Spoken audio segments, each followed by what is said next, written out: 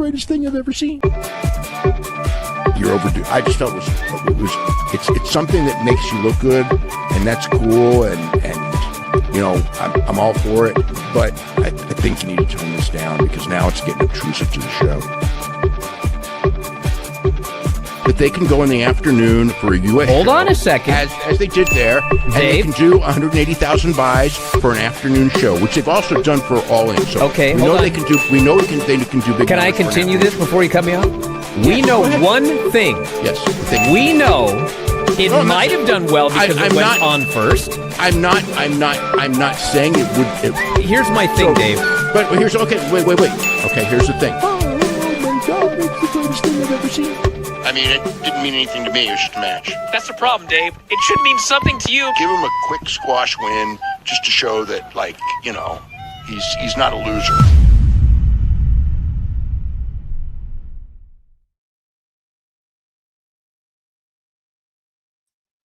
Ooh, what's happening, everybody? Welcome to another edition of hashtag DMDMW, Dave Meltzer, dumb moment of the week.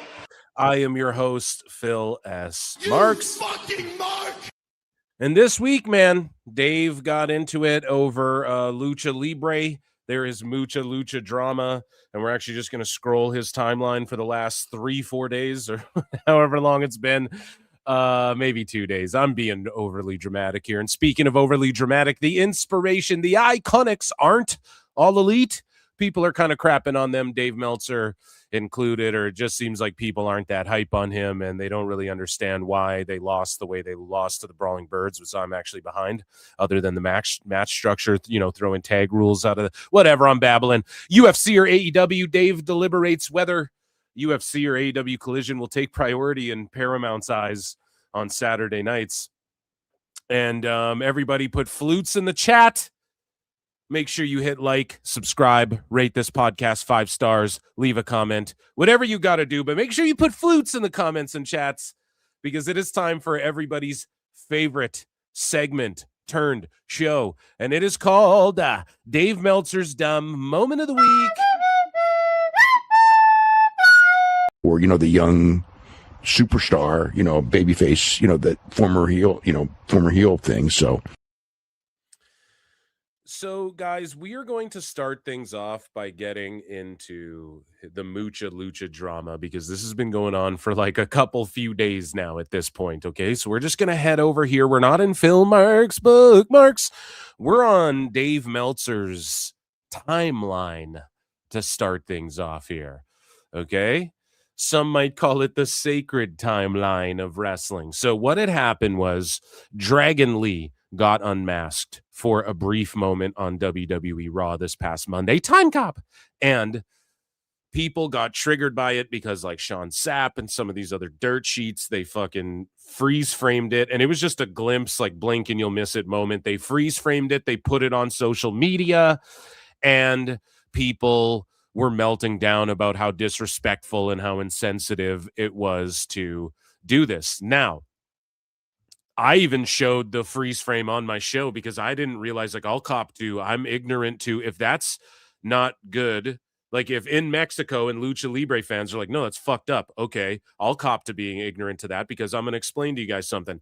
I remember growing up, for me, if a Lucha took their mask off, it was like a sign of respect. So like when Psychosis showed up for his match at ECW One Night Stand, I want to say in like, what was it, 05 or whatever, I think it was the first one, the second one, whatever. He showed up and he was wearing his mask. And if you guys remember, he got in the ring and he took his mask off. And the crowd was like, what? And then they even chanted at him, put your mask on, because they wanted to see Psychosis wrestle in a mask. But Joey Styles was getting over on commentary. Oh my God. No, he was getting over like, hey, that's a sign of respect. That's like the ultimate sign of respect. So if that's not the case, then I'm a dummy. Like I'll cop to that in a minute. Now, I'm not going to sit here and say Dave's a dummy or he's probably more up on his Lucha shit than I am. Not probably. He for surely is. But he just gets into the whole culture. It's arguing about race and racialism and all of these fucking things. And we're going to get into it. So at one point I was screen grabbing a bunch of these and I was at like 12 screen grabs And I was like, you know, I'm just going to react to it on the show. Like, I'm just going to scroll his whole timeline the last like 2 days. Okay. So we're going to go through this timeline and just sort of react to what Dave's saying here. And it all started with this tweet. I narrowed it down because on the 2nd, I went through the 2nd, which was Monday, and he didn't talk anything about Raw, so he must have watched it after, which is fine. And so this guy, Alfredo Diaz, says, crazy that the American wrestling journalists and reporters don't give a shit about Lucha Libre traditions like this. Even if it's in WWE, it's basic fucking knowledge you don't post pics like this of any masked wrestler. Fair assessment. I didn't know that's like an offense thing, but also it's the day and age of the internet. So unfortunately, you're just yelling about this into the void. And like the majority, the masses of wrestling fans, they don't really give a shit. And Dave goes, this is as idiotic a take as there is. Now, like, why does Dave have to be condescending and rude to this guy who is, I'm assuming, of Mexican heritage based off the flag and his thing? And it doesn't mean because he's Mexican, he gets to point his finger and tell everybody what is and isn't. For sure not. But he's just voicing his outrage. And then Dave is just like, you're a fucking idiot, basically. It's like, all right, I don't think it's that idiotic. Like, he's doing what, like, Dave and Bryan get triggered over kayfabe all the time. So this guy's just getting triggered over like kayfabe a little bit. Here's the thing with Dragon Lee, though. He's had the mask ripped open a bunch of times, like to where it was like on AEW, they ripped his mask off and he just got his hands over his face really quick. I bet there's a freeze frame where they showed his fucking face back then too. So it's unfortunate that you're in the day and age of the internet. A nip pops out, a Lucha's face pops out, you know, it's getting fucking, someone's finding it. They're sleuthing it out. They're screen grabbing it and they're putting it up. So Dave Meltzer says, today is okay. This has nothing to do with that. So we just got to stick to the Lucha stuff. So as we scroll along, So this guy here, Horchata Di Taro, Horchataro, at Horchataro says, both of you shouldn't be speaking on Mexican culture, to keep it a whole buck. It's obvious where the issue is. No need to act like know-it-all children. And then Meltzer says, this has zero to do with Mexican culture and everything to do with what the actual job should be. If it was Mexican culture, then, the finish was a DQ for unmasking in front of the referee. So the complaint about Mexican culture should be directed at WWE. No, Dave, culture isn't the same as like in Mexico, the rule set is this certain thing. Now, the rules do play a factor in the culture because what is culture really? It's like something that society fucking accepts as how people operate and what is the norm and what is acceptable and what isn't and what we celebrate and what we admonish and things like this, right? That'd be a culture, the way you celebrate things like this, right? So it encompasses a lot. So sure, that rule is Mexican culture, but I mean, I don't fucking know. That's just like a weird response to that guy, I would say. But Dave isn't entirely unreasonable and he is sticking up for the Fed. Not that like you get points when you automatically stick up for the Fed with me. But Dave's at least like just because he's done this. So if people are offended by this, then he's offended them for decades, and so have all the magazines, as he points out. So Lambo Lester says, oh, but I thought it was all a work. Douchebag Dave. Did you listen to the show last night? I explained it in detail. Moving along here. Didn't know you have to be Mexican to understand Lucha Libre. Dave said, this is not about Lucha Libre. If it was about Lucha Libre, then you'd have a DQ finish there. Same as if an American wrestles in Japan. Because he's American, they don't change the rules for him for a 10 count outside the ring. It's 20. Or title can't change via DQ when it can. Now, CMLL does change the rules for Americans, but I think that's stupid. So he calls out CMLL, and thankfully he called it out for being stupid because we were fucking trashing Dave for which again, he won't go back, he won't go like retract what he said and then flip it around and go, well, WWE's doing a better job. But at least there's a semblance of sanity, you know. He thinks it's dumb. He called out WWE, how they're going to change, or they're talking about the culture of Lucha Libre and how they're not going to change anything. And then Dave got all triggered by that. And even though AEW's been changing the rules and things like this to accommodate the American style or what gets over in America more. And it's so funny too, because again, we have this debate all the time. Like, is it the best if it doesn't get over all over the fucking place? You know, like WWE shit gets over all over the fucking place. AEW style, like, yes, maybe in like sicko parts of the UK and in Japan and shit. The Lucha Libre style works really well in Mexico. Does it translate to America? We'll see when WWE starts to take AAA more in America, but it's not going to start doing crowds like SummerSlam all of a sudden. I highly doubt it.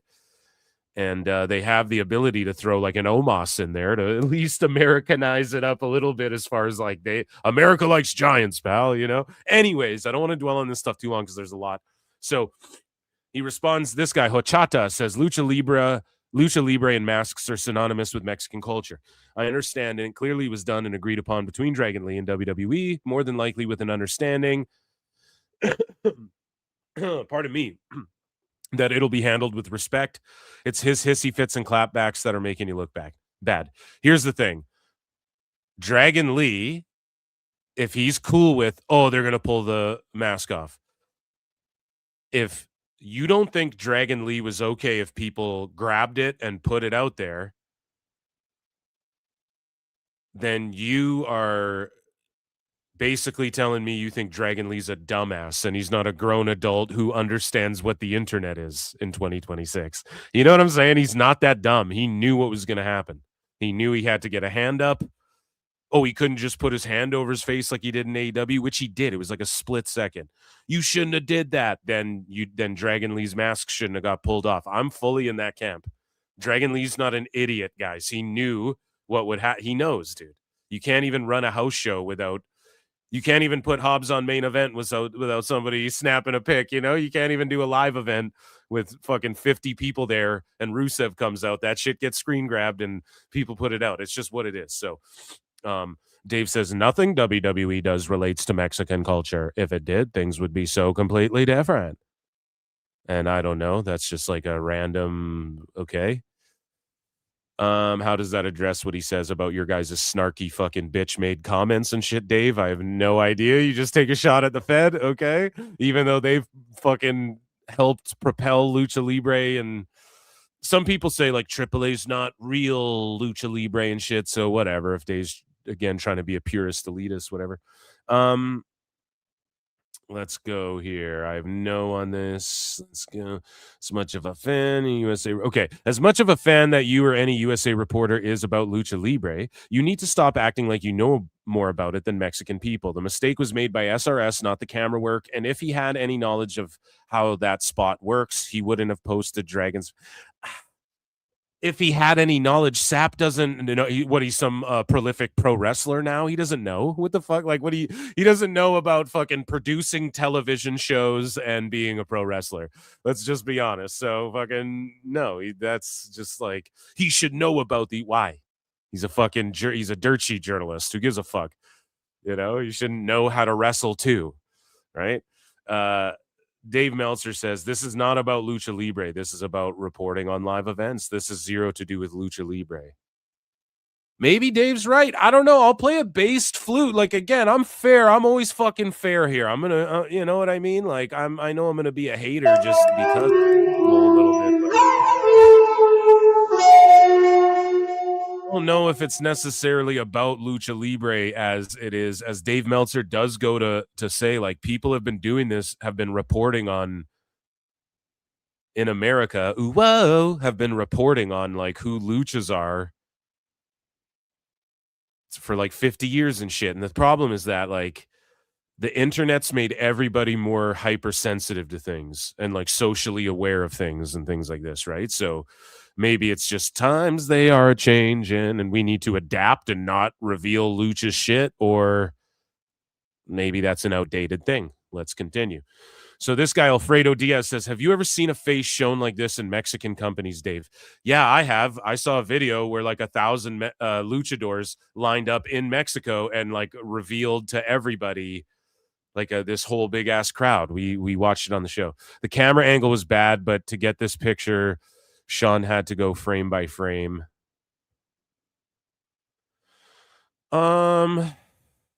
Yeah, was it Sap's picture? Like, did he grab it himself, or did like someone who works for Fightful send it? Now I'm sweeping for Sap. What the fuck's going on? We're in Upside Down right now.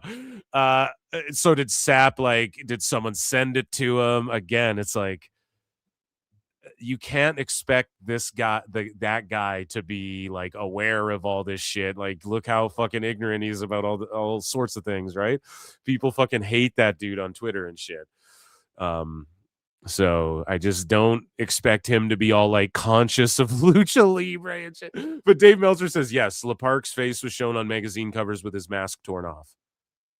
Yeah, now, Dave, in fairness now, to defend Lucha, it's only like partially torn off. Like Ray did that spot a bunch. Dragon Lee's more like he's just ripped his shit off a million times. Dave says, in Japan, the identity of every masked wrestler was reported going back to the 60s and maybe the 50s. It may be Mexican tradition, but as I said, if we were doing Mexican tradition, the finish is a DQ for unmasking in front of a referee. Can you argue that? I don't know. Listen, I think Dave's conflating things here, and that's what's pissing people off, and he's too dumb to realize, like, culture and tradition encompasses more than just the rules of pro wrestling. And the rules of pro wrestling don't necessarily apply. Like, there's been matches with contested under Japanese rules in America, and there's been matches in, I'm sure, Japan that's been contested under American rules, and there's been whole feds like ECW where the rules are there are no rules. Thunder Road, right? And there's pure rules, and there's rules get mixed up. So he's I think that's what's triggering people too. He's sort of like conflating things to try and make a point that he's not just taking the time. He has a blue check. He could just really thoroughly explain this all. But he goes, believe me, in journalism school, I was oh my god. In journalism school, I was never told not to report who masked wrestlers were. So did he go to pro wrestling journalism school? Like, did he go to Lucha Libre journalism school? And in the US, every newsletter since the beginning of time, the land before time, Bryan, long before me, reported on those things. Long before Dave was the beginning of time. He's an eternal. Oh my god. So moving along here, just the way Dave says shit, it's so funny. I'm sure Dave has watched a lot of it, LMAO. He's a historian, of course. He has. Doesn't mean he gets the culture like my people do. And see, that's what I'm trying to point out here. Like, Dave, you're saying culture that encompasses so much more than pro wrestling rules. Anyways, Dave Meltzer says, then get mad at WWA, not the guy who reports on happenings in WWE. This guy says, which was a shoot incident. Rob Viper here says, which was a shoot incident where the guy who ripped his mask was paid by said magazine to do it and expose Parka as a part of a promotional war. Is that true? The wrestler got his ass kicked, was promptly fired. The magazine and photographer got banned. This is not comparable at all. So there you go, man. Did this guy just pull Dave's... For, the young... superstar, babyface, the former heel thing. So he could have just pulled Dave's card right there, and I actually don't. And there you go. It just corrected the record on everything. Absolutely, that could have just been a pwn on everything right there. Biggest bomb dropped, and then Meltzer says, "Didn't say it was. I was asked a question." Oh, but Dave, that's a big one to leave all that out. See, that's how you fucking lie by omission and lie by embellishing the truth and things like this that I point out so frequently with Dave, right? So he made an argument and I was like, fair point. And then he also points to like a Japanese article as well that I saw an image of, but it's like, again, if that's Japan, then that's not Mexico, bro. So, damn, dude, they're just pulling Meltzer's cards here. See, anytime I give Meltzer the benefit of the doubt, dude, it blows up in my face every fucking time. So, okay, he goes, Lucha traditions have never applied to U.S. or Japanese reporting on U.S. or Japanese pro wrestling matches and rarely on their matches at all. Again, if you want to get mad at WWE. No, it's not getting mad. People are upset about you conflating shit and being condescending, Dave. So again, quit skirting it and being like, well, WWE. And then also address the fact, like Dave responds, but he doesn't actually respond to this. Buddy, it was a shoot incident. I didn't say it was, but Lucha traditions never applied to U.S. or Japan. Okay, that might be true what you're saying now, but that's a whole other thing than what this guy's trying to get you to understand. Like, go, oh, fuck, my bad, or, oh, yeah, I know, but still in America, they still reported on it. Or so, you know what I mean? Like, at least talk about how there was a shoot where they sent a guy to fucking rip a mask off for realsies. That's pretty crazy that they did that, man. Pro wrestling is so gangster back in the day. So this guy says, white American calling a Mexican an idiot for speaking on Lucha Libre culture. You guys are fucking nuts, LMAO. Dave says, WWE is not Lucha Libre. And that's the thing. Now, that's where the debate comes in. Now, if you're a Lucha, if you're a guy like Dragon Lee or Rey Mysterio, isn't it just Lucha Libre whenever you're wrestling? Is that not? Or does Lucha Libre mean it has to be in Mexico? Or couldn't you run a Lucha Libre card in America? Whoa, or anywhere. So I don't think it has to be. It's not tequila. It doesn't technically have to be from Mexico to qualify, I don't think. But like maybe the tradition of the rules and things like that, and you factor all those things in. But I just always looked at it like Rey's a lucha. So when Rey Mysterio's wrestling, that's a form of lucha libre. No, it might be a lucha versus an American style guy, but doesn't that qualify as lucha libre still? I'm really curious. Lucha libre definition. I just want the one-to-one definition, and it's just a type. So the actual definition is a type of professional wrestling originating in Mexico in which the contestants wear masks and use rapid acrobatic techniques. So I guess by definition, a type of professional wrestling so it can be anywhere, but they have to be masked guys and they got to be doing flips, and it's a certain type to be, I guess, qualified specifically as Lucha Libre, according to the dictionary, I guess. But I don't know. I think when Chavo and Rey mixed it up on SmackDown, that was Lucha Libre. Anyways, journalism standards have nothing to do with culture in another country. This was not in a CMLL ring, and not one thing about the show resembled Lucha Libre. Mucha, Lucha. Maybe, but it's also like you have the league, like WWE's the World League. It's the world tournament of pro wrestling, right? Where the best from every style and culture and background and the best developed athletes and all of these things meet on the grandest stage, right? That's how they market. That's how it's perceived. So the best luchas, I mean, that sort of does encompass a bit of lucha. But again, this is like Dave spent so much time arguing about this still. Like, holy fuck, let me get through this. So this guy says, I'm sure Dave has watched a lot of it. Okay, and then Dave quote tweets this again and goes, I got the journalism rules, and this event did not happen in Mexico, so that culture is irrelevant. Ugh. And pro wrestling rules and journalism rules aren't the same either. Oh, fuck, Dave. See, the dismissiveness. The dismissivism of Dave Meltzer here is just why people get mad. Okay, period. This is what pisses people off. Okay, and that's why they're just everyone's. He had Cuervo with him the whole time too. So moving along, this guy says, okay, now he's speaking on Espanol, buddy. So this guy says, come, I don't want to say anything actually, because it might be racialist or something, and I don't know, but he's going back and forth on Espanol. This guy says, just watch Raw. So happy to see Penta win the IC title. My main Dave Meltzer. Okay, Penta made a mistake. all right, whatever. We're going to skip over that. That's him trashing Phoenix and shit. So any journalist who covers professional wrestling in Mexico knows they must not reveal the identity of masked wrestlers. Those who do are rejected by the profession itself, as well as by fans and wrestlers. It is not a written rule, but it is a rule of honor and respect. It's an unwritten rule of the road. Blame WWE. They booked it. They shot it the way they did. Put it up for the world to see. Anything else is disingenuous.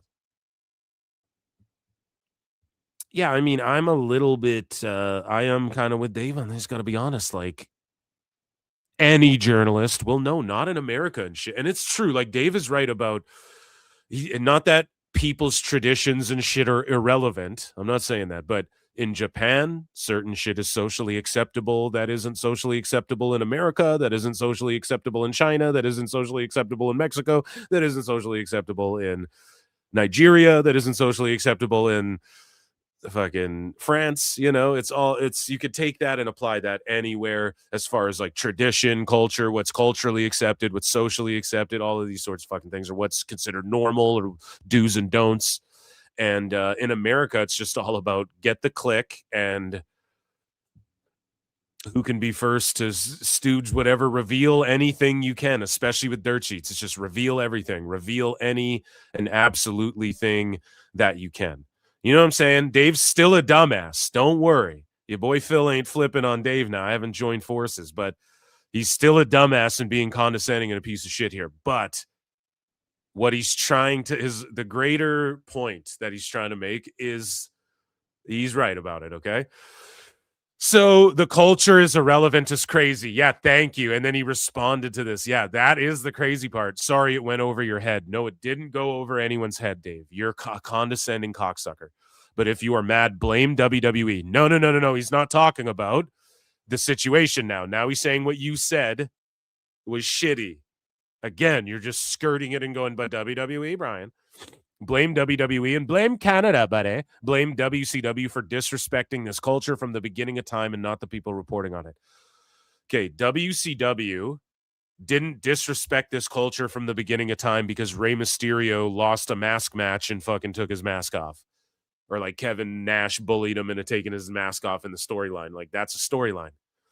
Okay? So don't do that, Dave. Now you're just spiraling.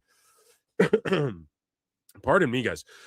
So Angel Nunez says, do the rules of journalism change depending on the country? I mean, they do, bro. Yeah, they actually do, because in some countries, in Canada, the news organizations are funded by the people, by the government.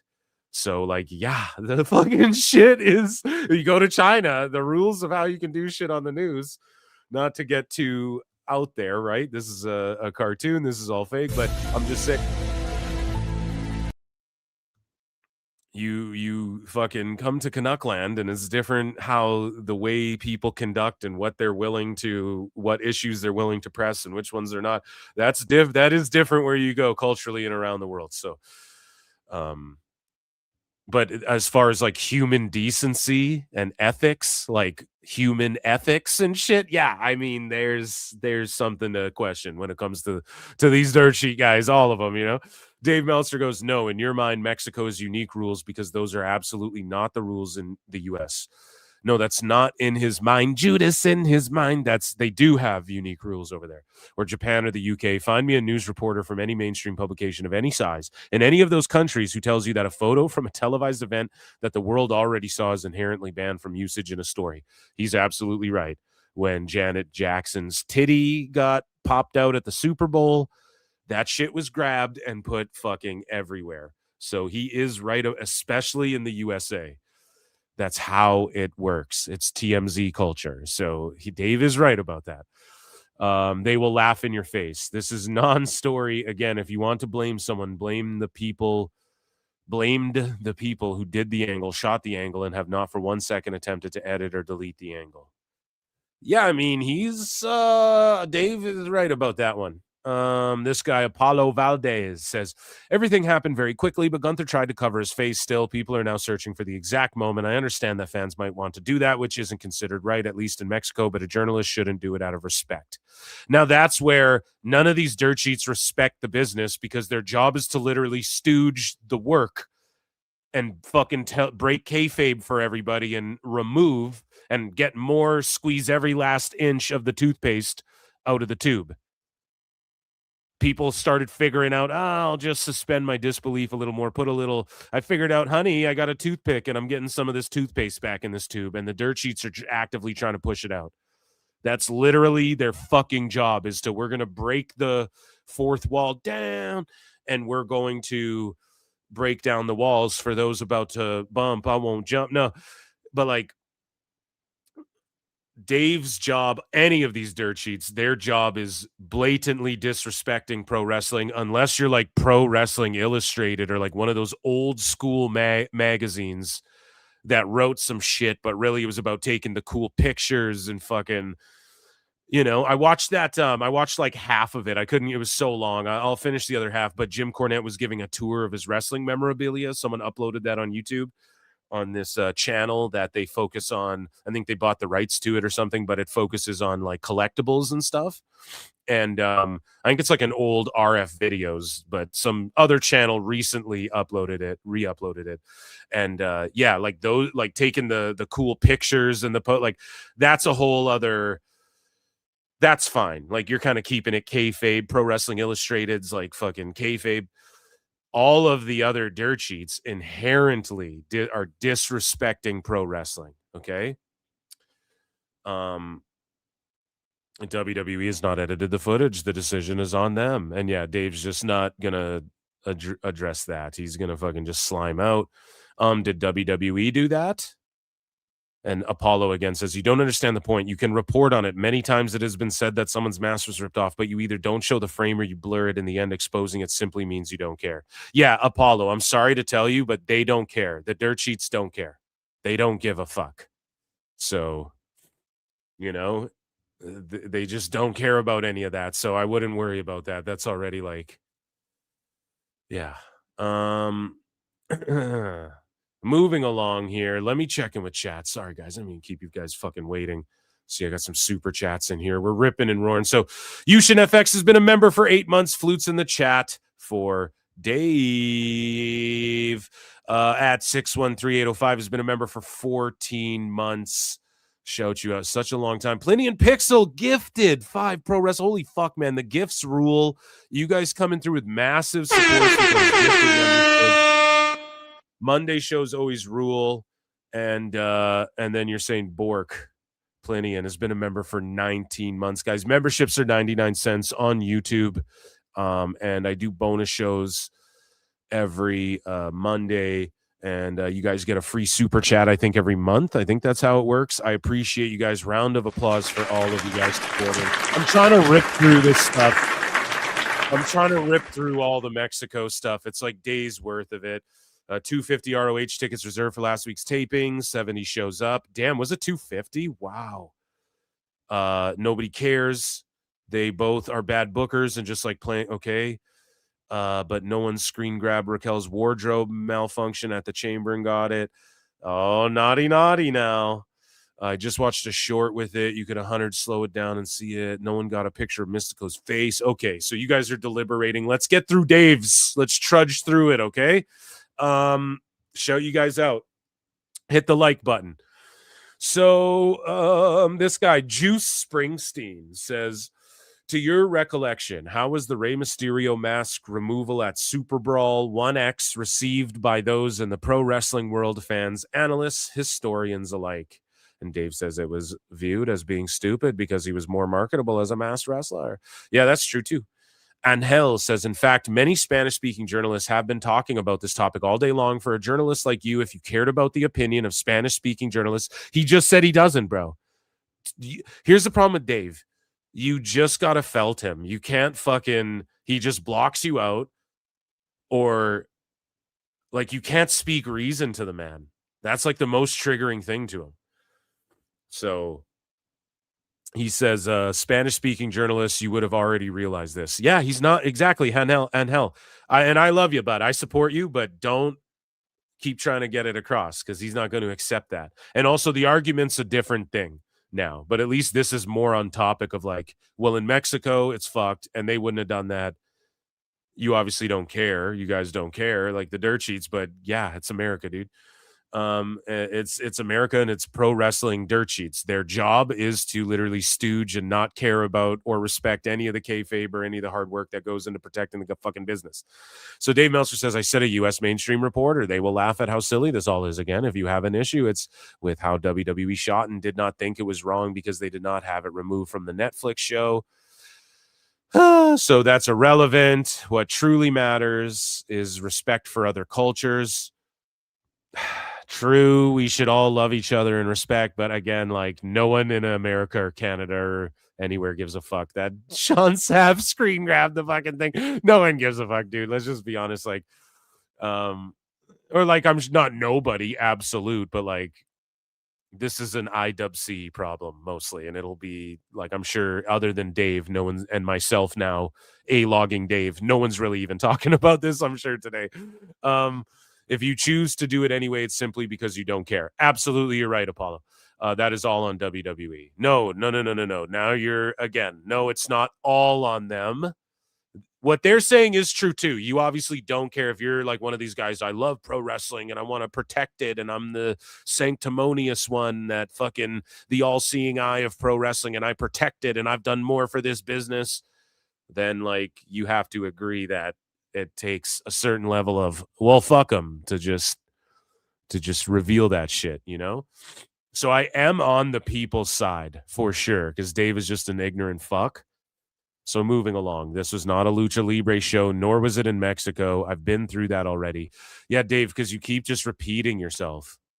Has WWE edited or removed the footage? Since they have not, you're arguing about something. I'm skipping past this one. He's looping now against the same guy and not addressing what the guy's saying. Apollo Valdez, you don't understand the point. So he keeps responding to the same shit. Or this is AI writing this shit or something.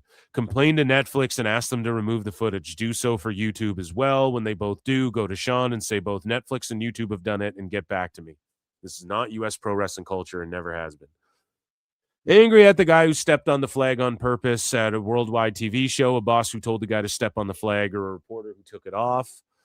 Ernesto Ocampo, who's like an actual journalist in Mexico, I believe. And this guy says you would have okay, so let's read what he said, because Dave starts chirping at this guy. So Dave Meltzer, oh my God, they're going back and forth here. It's a never-ending story here. So Ernesto Ocampo says, in wrestling journalism, it is a matter of ethics to help protect the identities of the masked wrestlers. So Dave has no ethics or morals. So Dave says, in Japan, the identity of every... Okay, so holy fuck. Oh, man. So Dave literally goes, yeah, but in Japan... Okay, cool, buddy. And he wasn't even talking to Dave. And Dave's just bitter because this guy, like, actually has news about Lucha Libre and shit, and Dave wants to be the one to control the narrative of how people perceive Lucha in fucking the Americas. So again, Ernesto Ocampo, in wrestling journalism. Oh, okay. He didn't say, okay, pardon me. He said in wrestling journalism. I thought he said in Mexican wrestling journalism. So my bad. Correction on my part. In wrestling journalism, just in general. So Dave goes, in Japan, the identity of every masked wrestler is reported going back to the 60s and maybe the 50s. It may be Mexican tradition, but as I said, if we were doing Mexican tradition, okay, believe me, in journalism school, I was never told not to report who masked wrestlers were. And in the U.S., every newsletter since the beginning of time, long before me, reported on those things. We read that one. So the response to that is, you're absolutely right that journalism school doesn't teach you to protect kayfabe secrets, but that's not really the point here. The issue isn't whether you can report masked wrestlers as identities. It's whether you should when covering a culture where the act is considered disrespectful. Mexican wrestling operates on a specific social contract with its audience. Journalism ethics aren't just about what your profession taught you. They're also about contextual sensitivity to the communities you cover. Boom. This guy just fucking smoked Dave. And this is something Dave doesn't understand, because he likes to, like, again, I've said this a bunch, but lie by omission or hold on to information or embellish things. And this is what, and like, not in a jovial way. He thinks he's like this serious journalism guy. Look how he's talking about my time in journalism school. And I'm sitting here like, what? You went to pro wrestling journalism school? Like journalism, you're supposed to break and reveal everything. You're supposed to reveal everything that you can. You're also supposed to do it when the time's right. You're also supposed to, like Ernesto says, the ethics aren't just about what your professors taught you. They're also about contextually sensitive to the communities you cover. And not even just communities, like certain topics you're covering as well. And I guess communities would fall under that umbrella too. Like everything affects people. Everything affects people. That should be on a t-shirt. Mexican fans aren't asking for special treatment. They're asking for the same respect you'd give any cultural practice you don't personally share. So again, it's like, don't,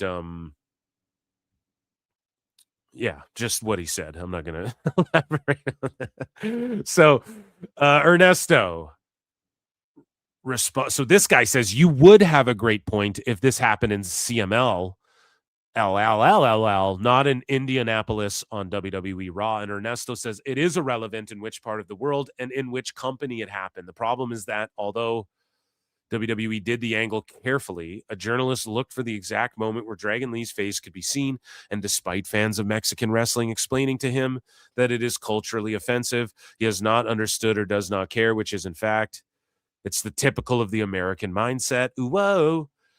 And I will back him up here too. Like if a bunch of people, so for instance, some sicko made a video of like one of the WWE girl wrestlers making out with him or kissing him or whatever.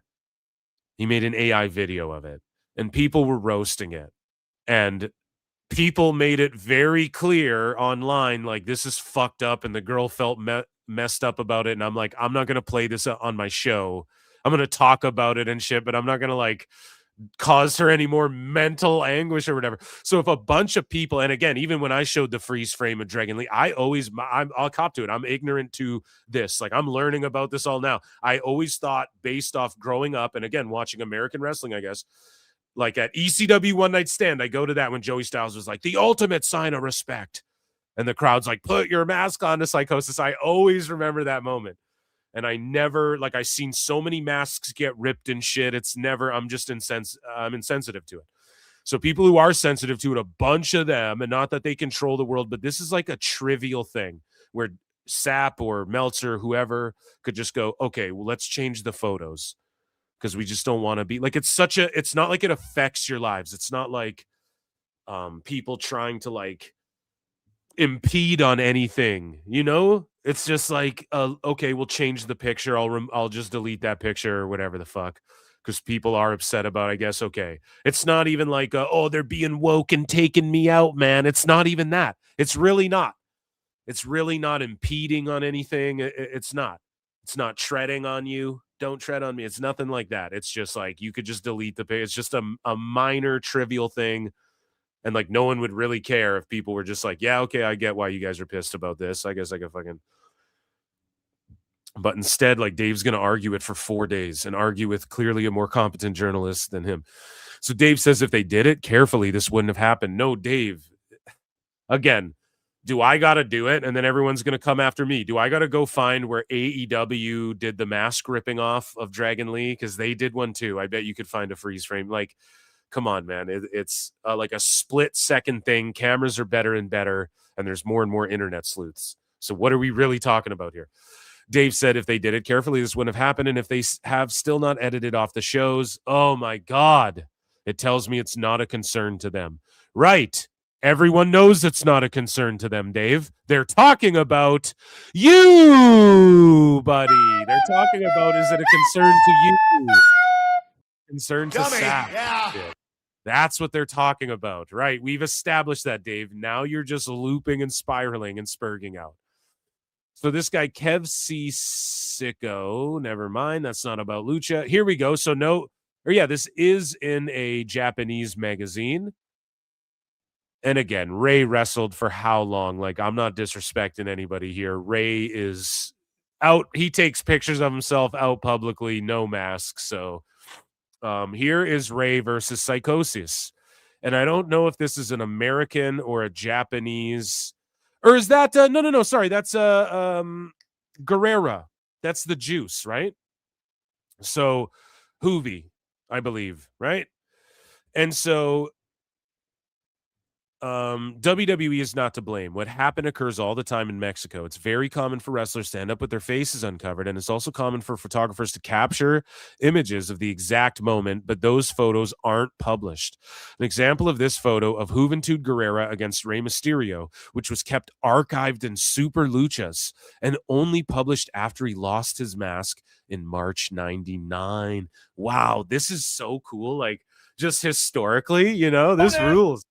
Shout out Ernesto for like pointing this shit out. You know what I mean? So that's so cool. They kept it archived until 99. So I wonder what year this was from. And then it got published. And then you see a young Ray pre all the tats. Awesome stuff. That's like a great pull. That's the gem that we're taking away from this whole thing. So Dave then goes in Japan and the US, that photo runs in coverage of the show. But did it actually at the time though, Dave? Here it does this thing. Like, what the fuck, dude? Come on now. Over here, we did this other thing that we actually didn't do because all of these years later, it wasn't even uncovered till all these years later or whatever the fuck. Here we do a thing. That's what he's saying. It's like, all right, well, really. So I think okay. So this guy's like, Sapp and Meltzer have been in the biz for years. Okay, so Dave's like, I know that, but in the U.S. culture's different. When the New York State Athletic, okay. Well, okay, this is actually a good tidbit. The New York State Athletic Commission forced masked wrestlers to unmask. Whoa. Every magazine published the photos. When people tore off masks and they tried to hide their faces, newspapers and magazines covered them. Another L for the grifters posting the Fast Nationals. Okay, we'll get into that. Dave Meltzer, learn, you prick. Dave says, I know about culture. The culture of actual reporters in the U.S. is for masked men to attempt to find out their names and the faces and the dates back to coverage in 1915. He is right, though, I guess. Or maybe someone will pull his card. This is historically part of the U.S. newsletter scene, which goes back at least 75 years. I'm sorry for those who only know Mexican pro wrestling culture and don't know U.S. reporting on the newsletter scene. And sports was not to protect the trade secrets, but to do exactly this. If your goal is to be a promotional arm of the wrestling companies, oh, how ironic this is, Dave. How ironic. By that standard, what he did was wrong. If your goal is to be a part of the U.S. reporting, either on real subjects or historically, how real reporters have covered this historically, this is a non-issue. Would I do it? No, not my thing. Dave, why the fuck couldn't you just say that from the jump? After all of this is a day later or two. You couldn't have just said, would I do it? No, it's not my thing. Fuck, man. And people start roasting him. Did journalism school cover the 5-star match rating system? Critical reviews of pro wrestling matches actually started in Mexico with star ratings in the 50s. But they were done so for movies, food, music, television far earlier than that. So yes. Oh, Dave. Oh, Dave. So again, WWE ring DQ. So this guy says, white people have always thought everyone else's culture is irrelevant. Dave goes, white people, this has never been an issue in more than 100 years of mass wrestlers. Never once. Yeah, I don't remember this ever really being an issue. So Dave, we're almost, okay, you should respect Mexican Lucha Libre. He's like, why are you writing this to me and not WWE? I've never prescribed to special rules of wrestling journalism. No, you did earlier when Ernesto pwned you, Dave. The problem is not the spot, bud. Yes, in the U.S., photos of such occurrences have been published going back decades. Okay, Dave, you tweeted that out already. Just retweet yourself and fucking, sorry, guys. Now I'm just skimming, pardon me, through the end. There's just so much here. So Dave gets mad using the term gringo, shows who the racial one is. This is not a culture issue, because if it was, American reporting, blah, blah, blah, blah, blah. So being fair and unbiased, I should feel the same. And to me, this is such a non-issue because for 100 years, blah, blah, blah, blah, blah, shooting mask guys. So yeah, he got called Gringo, the Gringo Poppy. Shout out Brendan Schaub. All these words just to tell us that you're a clickbait merchant now. I mean, that's the entire internet. Sorry, but I didn't post any photos. And if you read, you would understand this better. Oh my God, Dave. No, you don't need to read. You just can see that you didn't post images. That culture is far more relevant than any star rating or anything else you have or will ever contribute to wrestling. Based on culture, what happened is the same thing as for 100 years. Dave just spiraling and talking about DQs and shit. Holy fuck, we can't even read all this. Oh my God, dude, he's just looping, buddy. He's the looper. He's looped out, man. Okay, this idiotic is talking. This idiotic, or the idiotic, it's talking without knowing nothing about Mexican culture. What's your thoughts on Ray? Dave, don't respond to these people. It's really easy to just realize it's fairly disrespectful. This is not and was not new here as subject. It's been done in the U.S. for 100 years. Sorry, I was asking about Rey Mysterio wrestling with a mask. This guy, I understand you're old, Meltzer, but being old doesn't mean being an idiot. Journalists have lived by a code of ethics, which includes respecting cultures and traditions when reporting. Dave goes, show me a journalism code of ethics in the U.S. as it pertains to masked wrestlers, because there's none, and the opposite. I know, Dave. So now you're like pulling an MJF. Dave, they understand what you're fucking saying with that, dude. Yes, in the U.S. it's different. They're just talking about like you love Mexico and all this. You're always trying to school everyone on Mexican culture. So just say you're absolutely right. I wouldn't do this, and then that's the end of it, Dave. So this guy goes, damn, your dumbass is still going to die in this hill, aren't you? White privilege at its finest. And then Dave says, white privilege in this case is a line used by someone who can't address history, doesn't know history, wrestling, or journalism. It's a desperation line. Try again by addressing history on how this has been done. Oh, man. Ja. Okay, Dave. And then he responds on Espanol. Dave says, so if you respect the culture, you're allowed to violate one of its most basic tenets of such culture. Just so I have that correct. He lost his mask in the match in the 90s by tradition, culture, lucha rules, blah, blah, blah. You were the one who didn't know the history of Rey Mysterio. Buddy, you just say, guys, Google Rey Mysterio, and then you'll know what happened. You can't even argue with this guy.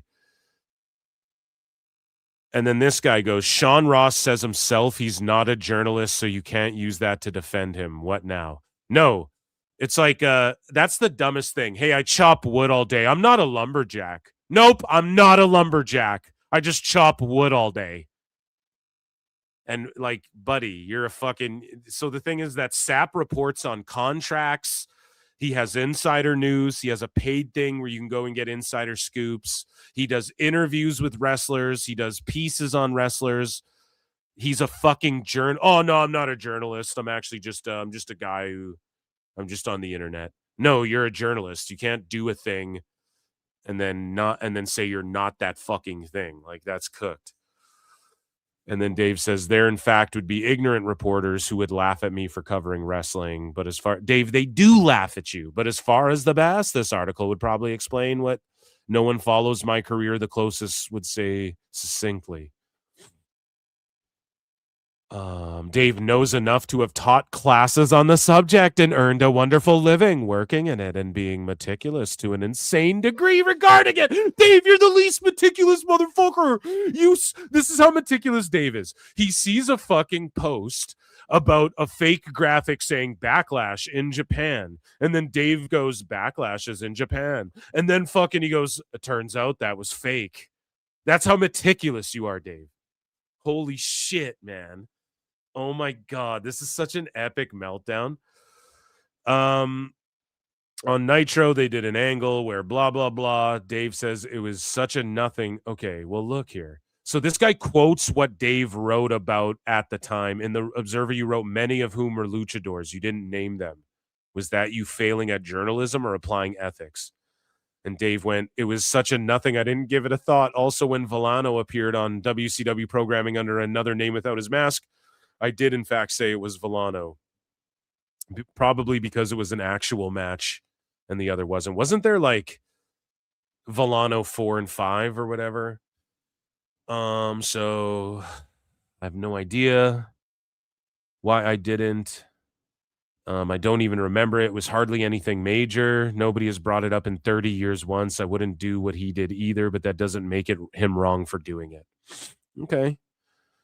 There you go. And then Dave goes, now he responds to Alba, who's like, I've thankfully been mostly off the grid this last week, but if you're mad at a reporter for taking a screenshot of something that aired on national television, you need to shut off your phone. Dave goes, now spend the rest of the week being called a racist for stating the obvious. Oh, no. Okay, then he starts talking UFC. I think maybe that was the end of it. He says, I didn't disrespect either Mexican or American culture. I did nothing but explain that they are different. I'm different. When Americans don't understand Mexican culture for the last 40 years, I've explained it. In this case, I had to explain it the opposite. Oh my God. You're such a spurg, Dave. This time I had to put that thing down, flip it, and reverse it, Bryan. I had to flip it around, and I'm the great reflector. I had to show you guys. Dude. If they were concerned, they'd edit the footage. Alba parodying it. All these dumb fucks just parrot the same shit and defend each other. More MMA talk. And I think that was the end of things. So, yeah. So he's just like, it's a weird one. Everyone thinks it's a non-story. Well, DMDMW, wow, dude, that was pretty crazy. That was just the opening segment. There's about 200 watching. Hit like, hit subscribe, hit retweet, heart, all that good shit. 613-805 for 2 says, chat, run the likes up. Yeah, dude, thank you very much. And run the likes up. Where the fuck is my yeah? Yeah. Next thing I knew, she was all up on me screaming, yeah. Yeah, I don't know. I don't know what the fuck's going on with my soundboard. Cashman 8 for 5 says, I love you, Phil, but please don't spend 45 minutes on a single topic rereading the same tweets over and over again. You're looping and spiraling. I didn't reread the same tweet. At one point, I reread 1 or 2 of the same things because it was a thread of things that we needed to follow. Dave was just looping and spiraling. Unfortunately, I don't know what to tell you, bud. There's 200 folks tuning in, so I think I got it locked in and I know what I'm doing here. But thank you. I very much appreciate you and your support. So guys, now let's get into some stuff. We got to talk about the Iconics. We got to talk about UFC or AEW, and we got to talk about a couple other things. David Finlay. We might not get to everything in the folder. So, ladies and gentlemen, let's just run a bassed flute because at the end of the day, Meltzer was doing okay. It was a totally, entirely off base with all of that stuff, okay? One thing that people are rather upset with are the Iconics, the IInspiration, okay? They debuted in AEW, and you knew Dave wasn't going to be a fan of that. I actually like the booking of how they booked it as far as them just getting their ass beat by the Brawling Birds, but I am not a fan of them just throwing the tag team rules out the fucking window to accomplish this. That didn't need to be the case. Do you know what I'm saying? So, let's get into, we're going to talk about Finlay, but first I just want to talk about the Iconics. So, again, I will reiterate, the Brawling Birds are the right ones to put over in this instance. However, you don't just not have them make quick tags in and out, hit their tag finish. You know what I'm saying? You got to fucking do it correctly. You can't just have it be like, well, tag shit doesn't matter and they just get squashed. It's good that they got beat up the way they did and didn't get a single fucking move in, because you can't present the IInspiration as these guys are going to wrestle their asses off either, at least not right off the bat. Let's listen to Dave and Bryan's take. And we have a couple takes from them and just their report and whatnot. They announced that the IInspiration would be debuting on Dynamite. against the Brawling Birds. So they're going to lose. They're going to probably lose their first match. I mean, I think they have to, but that's a regular thing in AEW. I'm not sure why the Inspiration are here, to be honest. Well, I'm not either. I saw them in TNA, and I was astounded when I heard that they might be coming in, and then they did. This might be a based episode, man. Like, they're at least fucking keeping it real about the Inspiration. Like, and the AEW fans didn't go crazy for them either, which I actually was like, good, because if they did, then they're hacks. I said that. Like, that's just complete hack shit, and they didn't. They were like, okay, you're a WWE act. The same way WWE fans rejected Danhausen. I'm not going to say they were rejected, but Tone actually booked it well. These two are severely disappointed. I'm sure Dave, like he did with Bobby Lashley and MVP, advised Tone not to hire these guys, or these gals, rather. Yeah. Well, they were the tag team champions. So I think Tony just wanted to sign the tag team champions, but man, I mean, they're a WWE act, and I don't know if they fit in with AEW, even though, there's always room for different, but not when difference isn't good wrestling. In AEW, like, I don't think that, like, you can have personalities and stuff in AEW, of course, but if the wrestling isn't good in AEW, it just doesn't work. Okay, but if the promos and vignettes or segments are good, you might get more casuals, which all the AEW promotions now and the whole we have cheaper tickets and everything everyone's saying in interviews, Dave, that shit is all trying to attract more casuals. They might do that. AEW needs that right now. So why don't you shut up? You're advising Tone into the toilet. If they're there to lose, but we'll see. The Brawling Birds have something, though. They're good. I mean, the Inspiration have something too, bud. It's just you want to see people do moves and knock each other out and shit. So we move along here, and I think there is another take here on the Inspiration in the match itself. Let's check in with Bryan and Dave. The Inspiration debuted against the Brawling Birds. I could not believe the match was happening. I could not believe when I heard they were signed. And then I still couldn't believe when I actually saw the match. The Birds completely squashed them.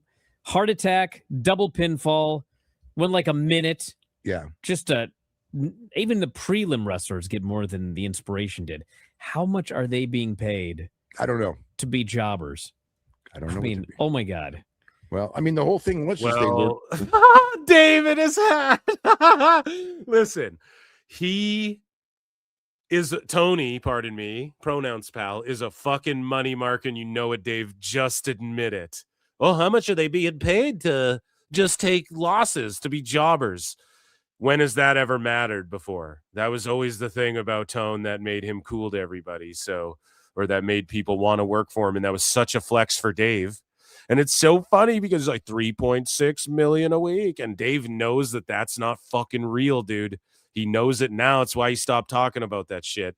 And then he's got to be all like, oh, cumbersome when fucking Bryan's like, hey, well, how much are they being paid? Them away from TNA when they were the tag team champions.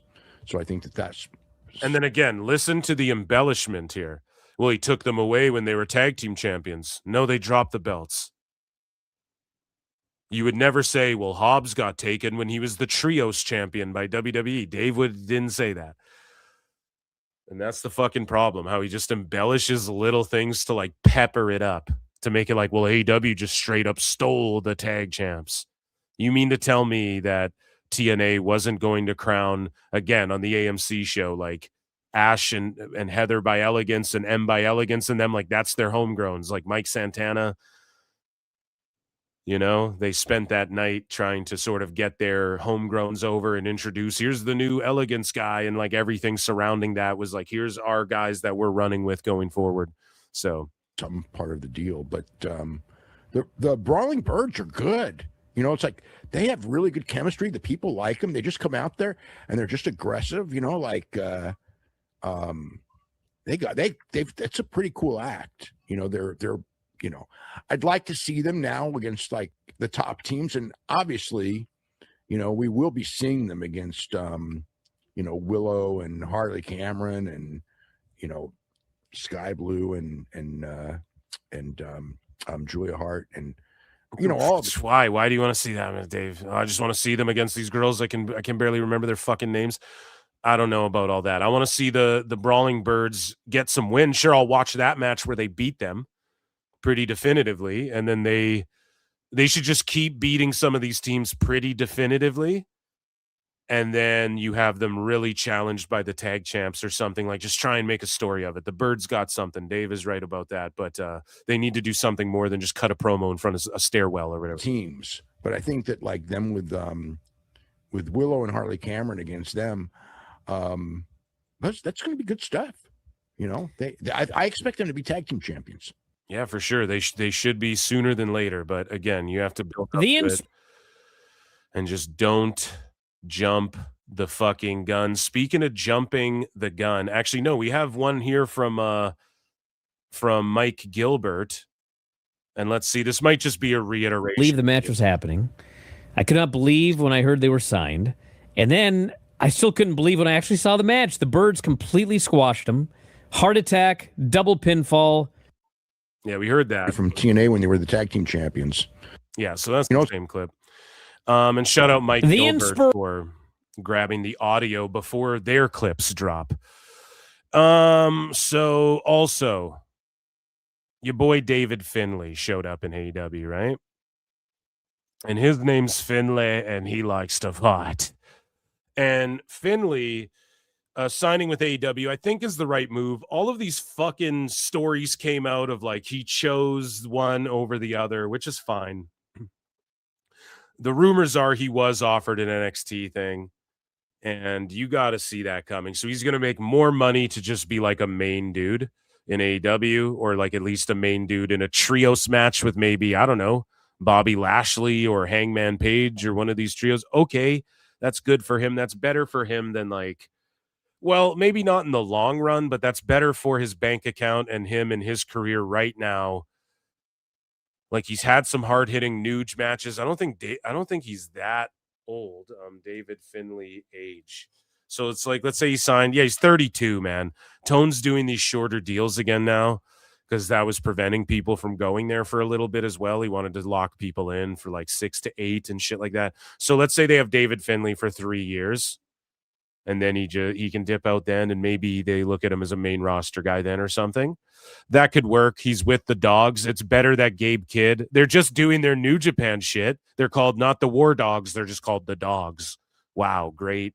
Fucking the best guys, Tony Khan, the most creative, inventive, genius motherfucker of all time. Of all the times, right? But Finlay, him being with Connors and Kidd that's probably the move for him right now. 32 years old. He's got plenty of time. So, again, it's nothing unique or fresh, but they get a trios title. Maybe he breaks off. He gets a fucking singles run. Who knows where Tone values him? It doesn't really matter as long as he doesn't get any on him.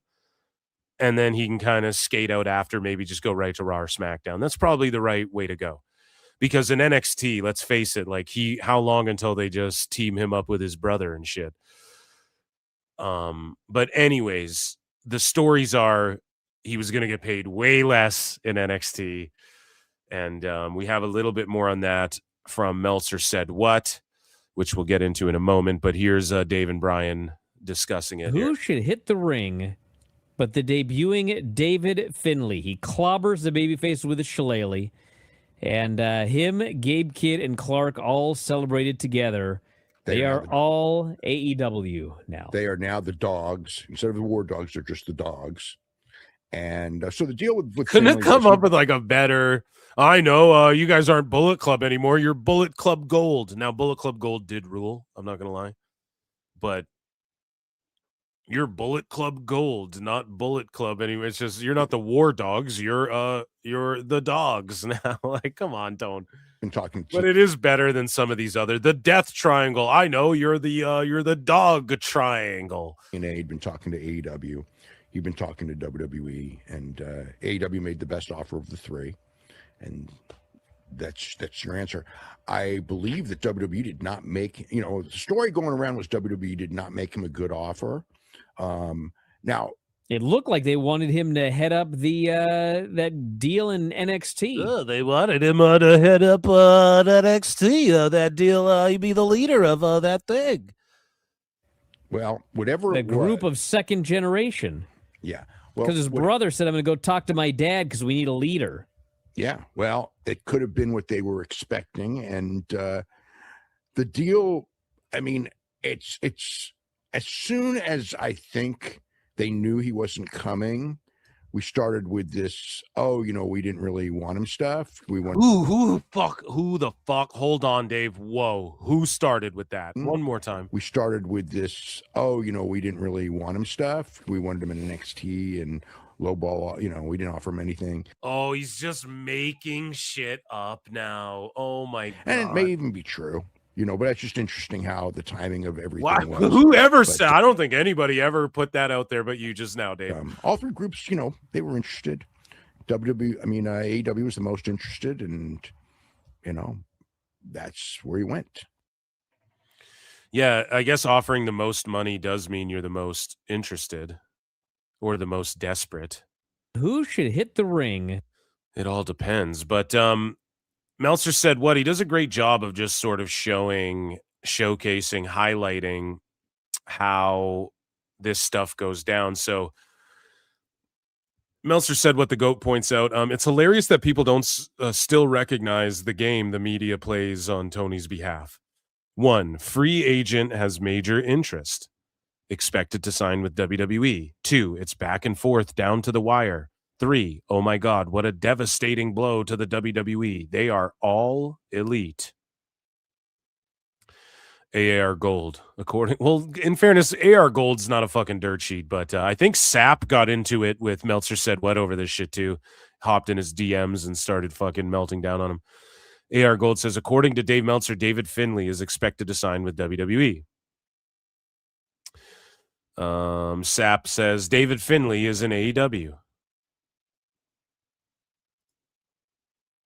And then Sports Kita says Tony Khan might deal a major blow to the WWE by signing the legend Fit Finlay's son, David Finlay, to AEW. David has been a major star and blah, blah, blah. So he's just showing you kind of the game that they run. And then he says, here's a hint for future free agent signings. When someone actually is going to WWE, there's never any media language like expected to, shown major interest from both sides, etc. It will simply be flat out stated that they are going to WWE, full stop. Tony Khan says, they made their presence known on Dynamite tonight. And now it's official, the dogs. So again, just highlighting, Tony Khan has allegedly stopped using 32-year-old in AEW as he's likely to join WWE, reports. So he's just pointing out, they're pretty definitive when they go to WWE. And then he goes, guys, SRS is very angry in my DMs that I used a screenshot of Finlay's debut. For the record, I only used his post to show the debut, but since he's now being a psycho and demanded I produce a clip of Dave, I tried to ruin SRS's career 6 years ago. Meltzer, here you go. Okay, well, what is this? Let's hear this clip here. This is much juicier than I thought. And finally, why is David Finlay the only member of the War Dogs that hasn't appeared on AEW TV? Could his brother and father being signed at WWE have something to do with it? I don't really know. Well, I don't think it's anything to do with WWE because, Dustin was a double champion before he got injured. Yeah. But maybe there's the feeling that David is going to end up in WWE and Tony doesn't. So look at that. Maybe there's a feeling Dave's going to end up in fucking WWE. Want to use him. I don't know that. I'm not saying that. But that could be. Tony Khan doesn't want to use people who are going to go to WWE, even though it's inevitable. He doesn't want to use people that are going to go to WWE. So everyone on his roster. So everyone there who wasn't previously. The best guys, Tony Khan. He doesn't want on his roster. Crazy. The guys he's using will end up in WWE just because of how wrestling works. But it's like, because of if how you're pretty wrestling sure works. they're going to go, then why use them? So I think maybe his feeling is that Did you beat him on the way out like in every other territory in the history of mankind? Yeah, but not for a guy who's not even in your territory. That's a different story. if it's someone under your contract, yeah, of course you could do that. So just highlighting the speculation, and then Meltzer said what goes game, set, match. And then he pulls up. And this is because Sapp asked him, he's like, prove it. Where did Dave say this anywhere? And he was like, Finlay's own reps couldn't find the clip of anywhere that Dave said he might go to WWE. And then Meltzer said what? Pulled his shit. And it's like, this is why the sheets, again, they're so cooked. It's like, okay, A, why is Finlay's reps talking to any dirt sheet? And B, so Sapp's so naive that he doesn't think that people's reps would lie to him for their client or to keep shit secret. Like, they're not just going to stooge everything to dirt sheets. You guys don't. Why do you think just because you talk to the rep means that they're going to be fully transparent and just blow up their client spot because it's you? Like, what do you mean? They didn't even look for the clip because Meltzer said what, just found an audio clip and a fucking written down excerpt. Finlay is booked on 2/27 in Trenton, New Jersey, but has been expected to go to WWE. Oh my God. And then Meltzer said what post? LMFAO, I couldn't script this any better. And then a screen grab report. Why David Finlay? And this is in the midst of this whole drama, I think, right? Because, like, I can't really see. Like, Sapp, I'm pretty sure, has me blocked on, like, everything. And I have him fucking blocked, too, because he was unblocking and responding to my shit and then fucking blocking me again. So, report. Why David Finlay decided to join AEW over WWE. And this happened, like, in the midst of the scuffle or whatever between these guys. So, I don't know. That's pretty funny, man. It's pretty funny how Meltzer said what just fucking pwns people. Like, the guy's too good at clipping all of this stuff. So you can't really fuck with him on that. Like, if he says Dave said something, you best believe that he will track it down. If he doesn't have it on hand, he'll dig it up, man. He'll pull it out and fucking show you. Pause. Right? Oh, good stuff. So, in other Observer news, Dave Meltzer talked about RAF and MMA and UFC and Paramount a little bit and weighed it against AEW and was like, well, if it boils down to UFC and AEW collision on a Saturday night, basically, he's like actually weighing that out in his mind. Like, it wouldn't just be Paramount. If they even keep AEW around, wouldn't just go, we're picking UFC, buddy. But he also commented on RAF, Real American Freestyle. Now, do you guys remember when Dave Meltzer was like, if Eric Bischoff and Conan want to prove Tony Khan wrong, now they have the chance, Bryan? You guys remember that? Well, RAF is a huge thing just in the martial arts community in general. Like, all the big name fighters go out to it. All the legends and all the like current UFC fighters are a part of it. The tippy top, like Armin Sarukian's like fucking could be world champion right now. And in the UFC, and he's competing in RAF, and he's like there's like beefs breaking out. And I'm not saying I want it all to just be shoving and beefs and guys punching each other and shit, but there's serious conversation about possibly these two guys fighting now because of an RAF mishap or match. Now they're talking about we want to fight in the UFC. It's actually crazy. Bischoff's blowing up. He's got something here. He's bringing excitement back to amateur fucking wrestling, dude. It rules so hard. And I'm curious how that works too. Like, can RAF assemble a team and be like, we're going to fucking do a team style thing eventually too? That could be crazy. Some team wars or like challenge other, I don't know if you can be like, we want to challenge the RAF team against the fucking whatever, the Russians or this is the 80s, the Russians, you know, like we want to wrestle like a country's Olympic team in like a tournament or some sort of thing. I wonder if that's all in the future, if it's just like super fights and super matches. I don't know, but he's got it going on right now. Just keep doing what you're doing. You're only like fucking 5-6 events in, right? So RAF rules. And then Conan, look at what's going on with AAA. So that shit just blew up in Dave's face, and you really think he would be putting over just how good RAF does, but he really doesn't. He only comments on it when people drop out, or in Bischoff books to older UFC guys who, and then Dave goes, I don't think anyone's really interested. I mean, this match at their peak would have been, and it's like, no, Dave, at their peak, people wanted to see them fight in the octagon. Now that Colby Covington's a little older, yeah, I'll watch him wrestle. That's super compelling to me. Anyways, Meltzer, if you're a martial arts fan, you're like, that rules. Meltzer on Sarukian at RAF Riot, because there was a riot. If you guys didn't see the footage, I might have played it on PWT. If I didn't, shame on me. But Dave says, if I were RAF, I would not use him again. Sarukian. I'm sure they will, because it's Eric's company. So this is what Dave's already planning to do. I promise you guys this. Maybe I'm wrong. I don't know, but I fucking am calling it right now. Here's a fantasy Mark Booker. Dave is gonna, or this will be one of the voted upon. Maybe it doesn't come in first because the year's still early, but it will be one of the most disgusting promotional tactics when Bischoff inevitably brings Sarukian back. Arman Sarukian. He will bring him back, maybe even do this rematch, and Dave will call it a disgusting promotional tactic. Just so we can bury Bischoff. I'm fucking telling you right now, that's what's going to happen. Oh, come on now, Eric. But yeah, he's like, it's one of the most blatant things I've seen. He will love the publicity, but that was one of the most blatant things I've ever seen. Buddy, they are two guys who were wrestling, and it got so heated that they want to throw hands. Stop being a little bitch, Dave. And what do you mean? Don't bring him back. It's two guys who got too heated for a wrestling match. And also, Sarukian and his corner sort of started the fight. I would say they were more aggressive once the brawl broke out. However, it was Goulas. Oh, I hope I'm pronouncing that right.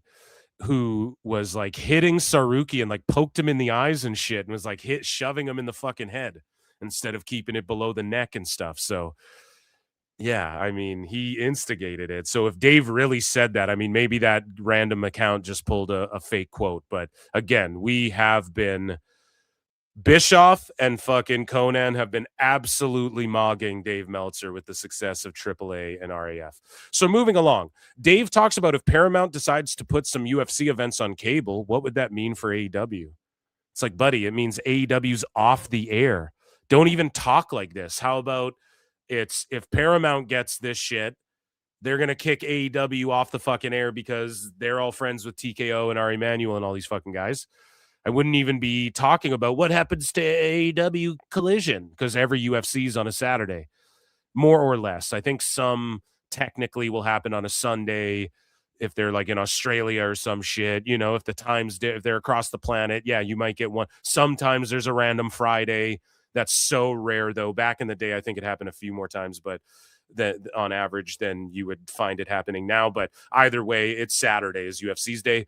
Collision would just move if they even kept it around, Dave. This shouldn't even be something entering your fucking mind. When they talked about UFC, one of the things that they talked about was the idea that we can put UFC back on cable. So now they're talking about, well, we could put some shows on, you know, CBS. We can start putting the shows on Saturday nights on TNT. But when he said Saturday night on TNT, all of a sudden it's like, well, you know, it's on Saturday night on TNT. All of a sudden it's like, well, you know, it's on Saturday night. Yeah, to you, everybody else, Dave, 3 years ago was like, well, Collision's not gonna. When did Collision come out? When did Punk get kicked out of? It's been 2 years now, right? 3 years, 2 years that Punk's been out of AEW. Once that happened, everyone went, oh yeah, Collision's gonna get rampaged. So you've already moved it to Thursdays. Tone's already moved it to behind Wednesdays and Thursdays. This is not even a 1 minute clip, Dave. This should just be, well, UFC takes priority. Boom. That's the end of it. So that could be bad. It could be good. Could be bad or good. Things. You know, if they're going to do a regular thing, then that's 43 weeks a year. If they're going to do it like once a month, it's 12 weeks a year. AEW, if they go, let's say they go 7 to 9 and AEW goes 9 to 11, With the Dave, this is AEW's 9/11. Okay, they're cooked. The best bro, guys, with Tony this, like, Khan. what are you even talking about? It would be a no-brainer. It's a no-brainer. It ain't that hard to choose. It would be 1 millisecond that they just go, okay, well, peace out, AEW. Like, it would be a no thought in anyone's mind. UFC lead-in, that's great. UFC lead-in, that's great for Collision. No, you don't want that. You do not want the UFC fan. Let me tell you something right now. And this happened with Spike TV when you had pro wrestling on at the same time and UFC was really prominent on Spike. Jim Cornette's told these stories too about the Spike TV execs.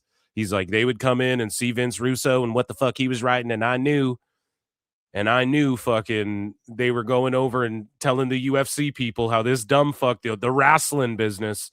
You don't want the UFC fans making fun. Maybe I'm wrong and like there's more crossover now. So maybe I'm wrong, but you don't want them making fun of AEW. If it was WWE, Dave, I'd be like, okay, there's enough crossover with pro wrestling and WWE. But with AEW, you do not want to send Orange Cassidy out there after a UFC fight or whatever, Dave. You really don't want to do that. That'd be so humiliating. Please don't advise. Don't tell Tone to do that. Please, for the love of God, don't encourage him. That is not right. AEW, their numbers will be up. If they go, not that Tone would even have any say, but you guys know what I'm saying. Like, Dave just gives the worst advice and has the worst ideas when it comes to that. 10 and AEW goes 10 to midnight. It would look good for artificially inflated overall viewership, which is what Dave wants to report on. So he's just looking out for his best interest. Nobody would take this seriously. The first hour will be up, but that 11 to midnight probably won't do so well. They could cancel AEW, or they could move it to Thursday, which would be a better night anyway for them. They could move AEW to TBS. There's so many different ways that this could go, some of which, again, in 1 year's time, Collision, let's say it's still around, let's say AEW still on TNT, TBS, and all that shit. Collision versus TNA head-to-head on Thursdays. I love it. But for right now, I just want to see TNA kind of build a little bit as they have been. Which could be, they just go, hey, we're going to put the UFC on. It's going to draw more viewers than AEW and get rid of Collision. That's the worst-case scenario. For who? AEW. For AEW, yeah, thank you. For who? Scenario is, it's, it gets the UFC lead in and Collision will be a stronger show for it. So, because people leave their TVs on, it makes them a stronger show because people go, oh, the first hour that people, while they're, cleaning up their dishes or they leave their TVs on, they go outside to whatever the fuck they're, the TV's still on the first hour. There's some of that bleed over. No one's actually watching it, or they're just laughing at it, lampooning it. Oh, that'll make it a stronger show in these artificially inflated Nielsen panel data that I say is fraudulent unless when it fucking looks good for AEW. God damn it, Dave. That was probably the most significant thing when it came to AEW. Was UFC and Paramount when they. So I think there's a little bit more on this. I think he talks a little bit more about this. I might be off. Oh, yeah. So he wrote Collision did 365.06. I can't even recall the last time they did a number that good against a WWE PLE event. That's the TNT number, not including HBO Max. Okay. Somebody underneath this said the UFL does double that and nobody watches that. Never listen to a guy who has no presence in the real world outside of Twitter and dancing on the tip of AEW to an audience of nerds. Jay Love podcast. Shout you out. That's a great one. And yeah, I just quote tweeted this or I screen grabbed it rather because I can't quote tweet Meltzer. And I was like, he's sweating Paramount canceling the show, dude. And it's true. Like, even that 1 minute clip, like, Dave, here's the worst case scenario. Dave, go with worst case scenario. Visualize that one, because that's what it is if Paramount gets a hold of WB. Speaking of which, well, but it's here is their take on it. What does the potential WBD Paramount deal mean for AEW? Let's listen to Dave and Bryan's interpretation. WBD is going to Paramount. In the big picture, I think it's terrible, but it's good if you're a wrestling fan. There's very little overlap, shockingly little overlap between the subscriber base of. So it's terrible overall. So is Dave trying to stick up for Hollywood? Like, why are they trying to say it's terrible overall? I think they're all like Alba and Meltzer and them are like, fuck, that means AEW. It's terrible for AEW. It has to be that, because it's like Paramount is going to do more theatrical releases, or at least people trust them to do more theatrical releases than Netflix would. And also Paramount's like, oh yeah, that John Cena. Now, this was reported a long time ago. Like, people were going to get this movie out there one way or the other. But that John Cena Acme, Wile E. Coyote fucking Looney Tunes movie that he did, I think that's like, how long did he do that movie ago? Like, how many years? Like 3 years or whatever? That shit's going to come out and things like that. And it's going to go to theaters, I think, still as well. So Paramount, people at least trust them to do more theatrical releases than Netflix, even though Netflix is like, no, we're going to do theater runs. It's like, I wouldn't trust them fully on that. So Dave is saying this is terrible, and people are like, it's terrible, but for what? Like, for wrestling fans? But then Dave just said, if WBD gets bought up by Paramount, that's good for wrestling fans.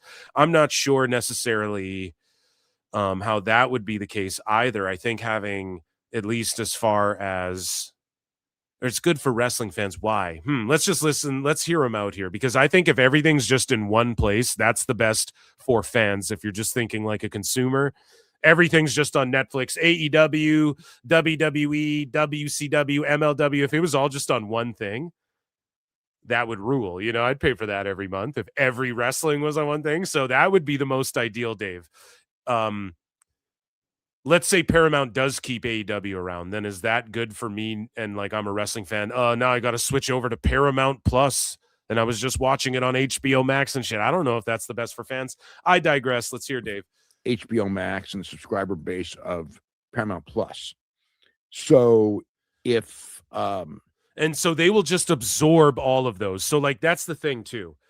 Are they able to just merge? Are they able to just be like, okay, Paramount Plus will merge with HBO Max, so you don't have to re-sign up or sign up for anything new. We're just launching this app, and if you use your current info, you can just log in. I'm sure they have that down. So maybe that is seamless in that instance, If they do merge and merge subscriptions and everything like that, it would be a much larger, whatever they want to call it, the new streaming service would have much more viewership, which in a sense, Dave, it would have 1.4%. We have tracked this on PWT Live every Wednesday and Saturday, and here on DMDMW every Thursday, Time Cop. It's 1.4% is what WBD adds to the entire pie of the Nielsen, at least what Nielsen tracks of the streaming. So is that a lot of people? Yes. Does that mean he's going to try and flip that into AEW, has a bajillion more viewers? That's what he would try and do if this wasn't like a backdoor AEW's getting booted off the air. Paramount does not fuck with Tony Khan and them, dude. Would mean more people with access to AEW than ever before. A lot more. AEW, when their deal is up. So what is this, like a fucking different day? Is this like a wardrobe change? Is this a whole different day? The graphic flips up. Okay, here we go. They're getting their editing in, dude. And I'm going to guess that they'll, it's end of 2027, but I'm going to guess that if Paramount gets it, they'll take the option. So it's end of 2028. So they'll take the option. So Dave thinks that even there's an option and Paramount will throw them a bone, take the option and keep it on the air, where Tony Khan called the people who are in charge of making these calls go to lunch with Ari Emanuel and Dana White and shit. I've said this a million times. Fucking Tony Khan's called these people Harvey Weinsteins and all of this shit over the years, and they are going to take the option and just play AEW on Paramount Plus for Paramount Plus subscribers and try and host their pay-per-views and shit. Like, what do you mean, bro? I just don't know. I really don't know. And then does this mean Paramount owns that anywhere from 5 to some people are now speculating 25%? That could be true. I don't fucking know. Likely not. I'm willing to say likely not nearly that high, but maybe it is. As we've broken down again on PWT Live Show, it's like, do they own all of that too? So then they have an ownership stake in AEW. So then wouldn't they just go, TKO, come buy this shit from this kid and get the library, and let's just, like, wouldn't they look at it and as almost as that would be the play? I'm thinking like these dudes are doing 4D chess. I'm sure a guy like Nicolo Piccolo has a thread where this shit's broken down really well. And if you asked him for a prediction, maybe, I don't know, like, don't you think they would just try and swoop in and go, let's just take this away from Tone's hands here because his fate is in our hands? Like, he really thinks they're going to pick up the option on AEW and keep them on the air one more year so MJF can talk about how the people they're in bed with are gouging an arm and a leg and doing too many ads, and fuck those guys for selling. You have to sell your soul and your baby to get a ticket to their shows. Yeah, they really want to keep working with those guys.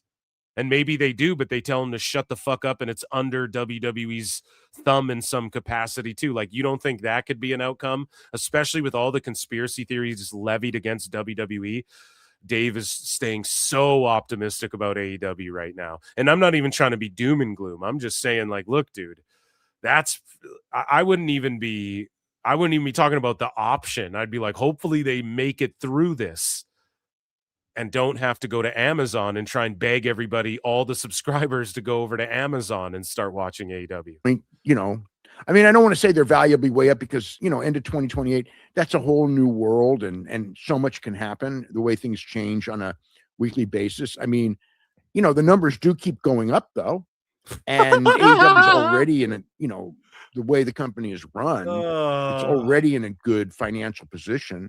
And if it can go, oh my God, because Tony has a lot of money, it's in a good financial position because his dad has a lot of money. Get another big raise in 2028. Oh my God, Paramount is Dave thinks that they'll get a big raise if they shop it around. Are they going to get more than 185 million? No.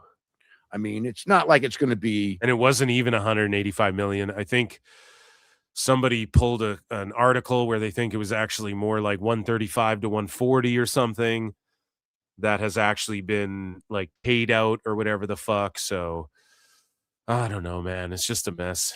Profitable like TKO, but it's going to be smooth streaming. It already is smooth streaming, but it'll probably get smoother streaming. Now, of course, it can always collapse. It should be smooth streaming, but it could collapse. Oh yeah, dude. I mean, everything should be okay, but if we die, don't fucking call me an asshole. Hey, everybody, follow me this way. It should be all good. But it also could just cave in and we all fall into the pits of hell. Holy fuck, man. That is so funny. Let's bring that back. It should be really smooth, but it could collapse. I need that for the soundboard, guys. That is so fucking good. That is so good. Like TKO, but it's going to be smooth streaming. It already is smooth streaming, but it'll probably get smoother streaming. Now, of course, they can always collapse, and lose value. I mean, if things happen, if they're not on the ball or they're not on the ball already, Dave. Things happen. Wrestling loses popularity. Wrestling's cyclical. If all of wrestling loses its popularity, okay, Dave, then what do you call it when wrestling's really popular, but AEW and ROH aren't? What happens then? Would you please shut the hell up? It's smooth sailing from here, except for that fucking tidal wave that's coming up but the ship could go down, just so you guys know. Never say never. Am I right, guys? Shit. So, in other AEW stuff, we'll talk more about AEW here.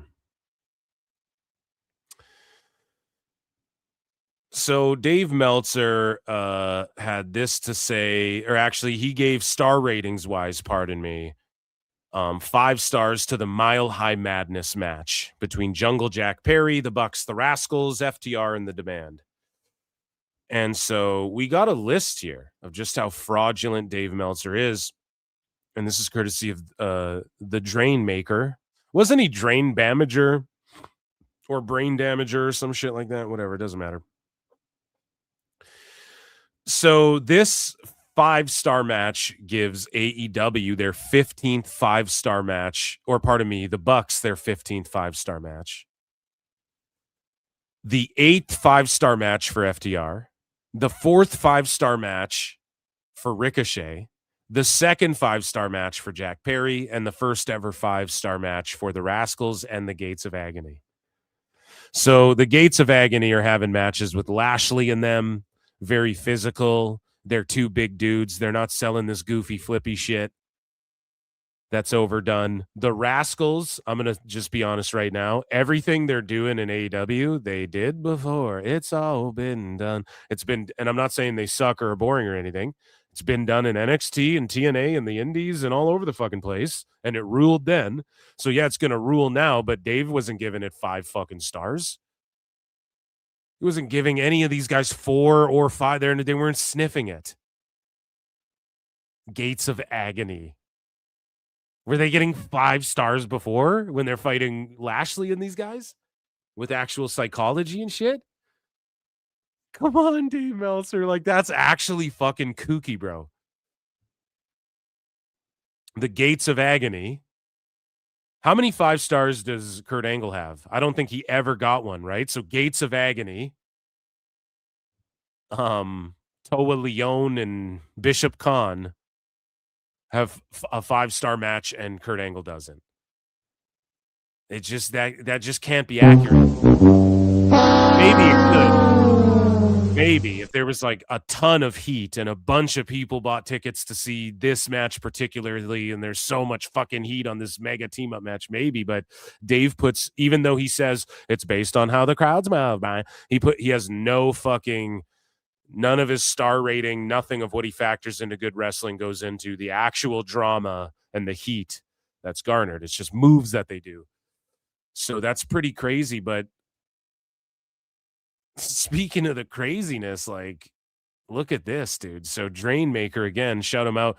Drainmaker's not too offensive, right? Like, he stands the fuck out of AEW and shit.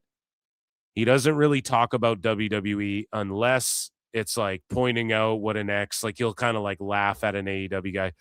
And it is kind of sicko bot behavior, but it's just that. He's just like a bot that posts stats and shit about AEW or little factoids or clips. I don't really care. That's not the most egregious thing. It's when you're like clearly doing a grift like AAR Gold. It's clownish. It's like, don't bookmark them. Just screen grab them. Don't interact with their shit. Whereas Drainmaker, it's like, whatever. He's not in there arguing and responding with people. Who knows who runs this account? Doesn't really matter. But because people have said it might be Tony Khan's burner and shit. And it's like, whatever, dude. He just posts like factoids and he likes AEW. It's like hardly an offense, you know? This is like a proper type of sicko. So at least so far, I don't know if he's melted down. Hey, in the past, I don't know. In 2020, did he say some crazy shit? I have no fucking clue. I'm just saying as of now, as this account is operated now. So anyways, promotions with the most 5-star rated matches in history. Okay. New Japan Pro Wrestling, 106. So right there, it just tells you everything you need to know. All Elite Wrestling in the last 7 years, 64. They average almost in the last 7 years, they average almost 10. Obviously less than that, but they average almost 10 5-star matches a fucking year. That's pretty crazy, man. And we're not even at the full 7 years yet. I keep saying that 2019, because it wasn't the month. What was it? When did they start again? Like October, May? I don't even remember. But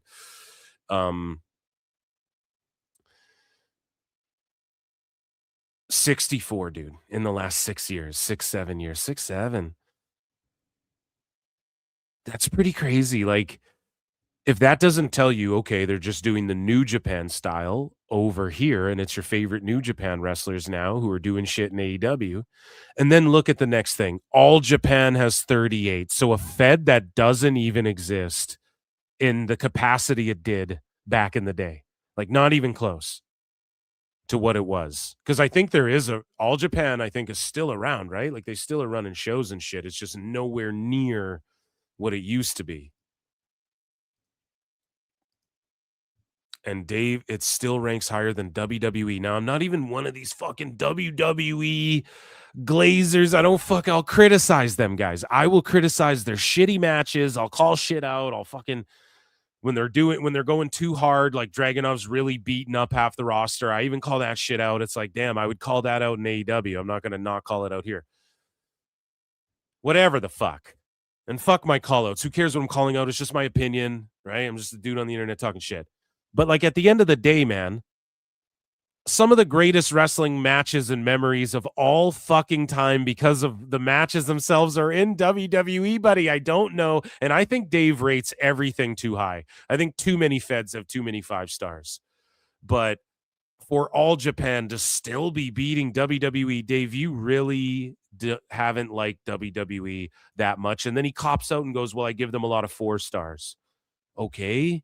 You mean to tell me Kurt Angle's never had one 5-star? Like, even if you can't name one, chat, where you're like, oh yeah, that's a fucking 5-star match of Kurt Angle. Even if you can't think of one off the top of your head, there's no fucking way these companies have this many in comparison if Kurt Angle doesn't have any. Do you know what I'm saying?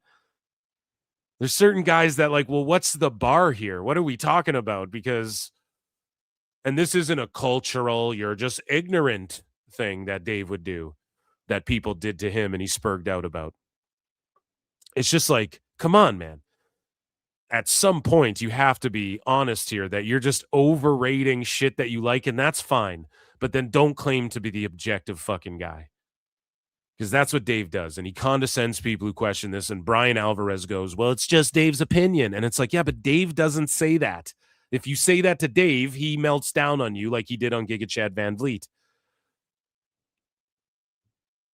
Which that bonus episode of DMDMW is getting uploaded right away to Patreon as well, of the watch along of his infamous Giga Chad Van Vliet interview there. And so, again, we just look at this, and this doesn't matter. Like, All Japan Women is 19, Ring of Honor has 11, CMLL 9, WCW has 7, Stardom 6, AAA 6, Pro Wrestling Guerrilla. So again, WCW, what, in its lifetime, or just when Bischoff was running it, 7? In its lifetime, 7? Whoa. Dave just hated WCW, man. Like, how the fuck else does that work out here? So here's Dave and Bryan just glazing this Mile High Madness match. And shout out the Rascals. They really rule. This was a mini version of Anarchy in the Arena. I mean, these guys fought everywhere. They did everything. Bodies were flying everywhere. This match was actually quite fantastic. This was an incredible match. And the astounding thing about it is this was a legitimate mile-high match. They were at altitude. And they were sprinting this entire match. Everybody was going as fast as they could. And I was told that, may not have noticed it on television, but they were dying when this match was over. Man, I remember that's at altitude, bud. AWA guys back in the day when they would come to Denver. Oh my God, it was tough. I mean, have you ever trained in altitude? Okay, so we watched this clip. We watched this clip, I think, like the other week or whatever. But he's like talking about, have you ever trained at altitude, Bryan, and all this shit? And it's like, again, then watch Shoot Fighting, because this isn't a fucking reason to be like, man, and this match was better because they were dying and I'm sure Dave factored that in. Listen to how they're glazing this match. Meanwhile, like, was it even that memorable? They do so much crazy, chaotic shit in AEW. It's just like, another Dynamite. That's how I felt about it. So it is what it is, man. To each their own.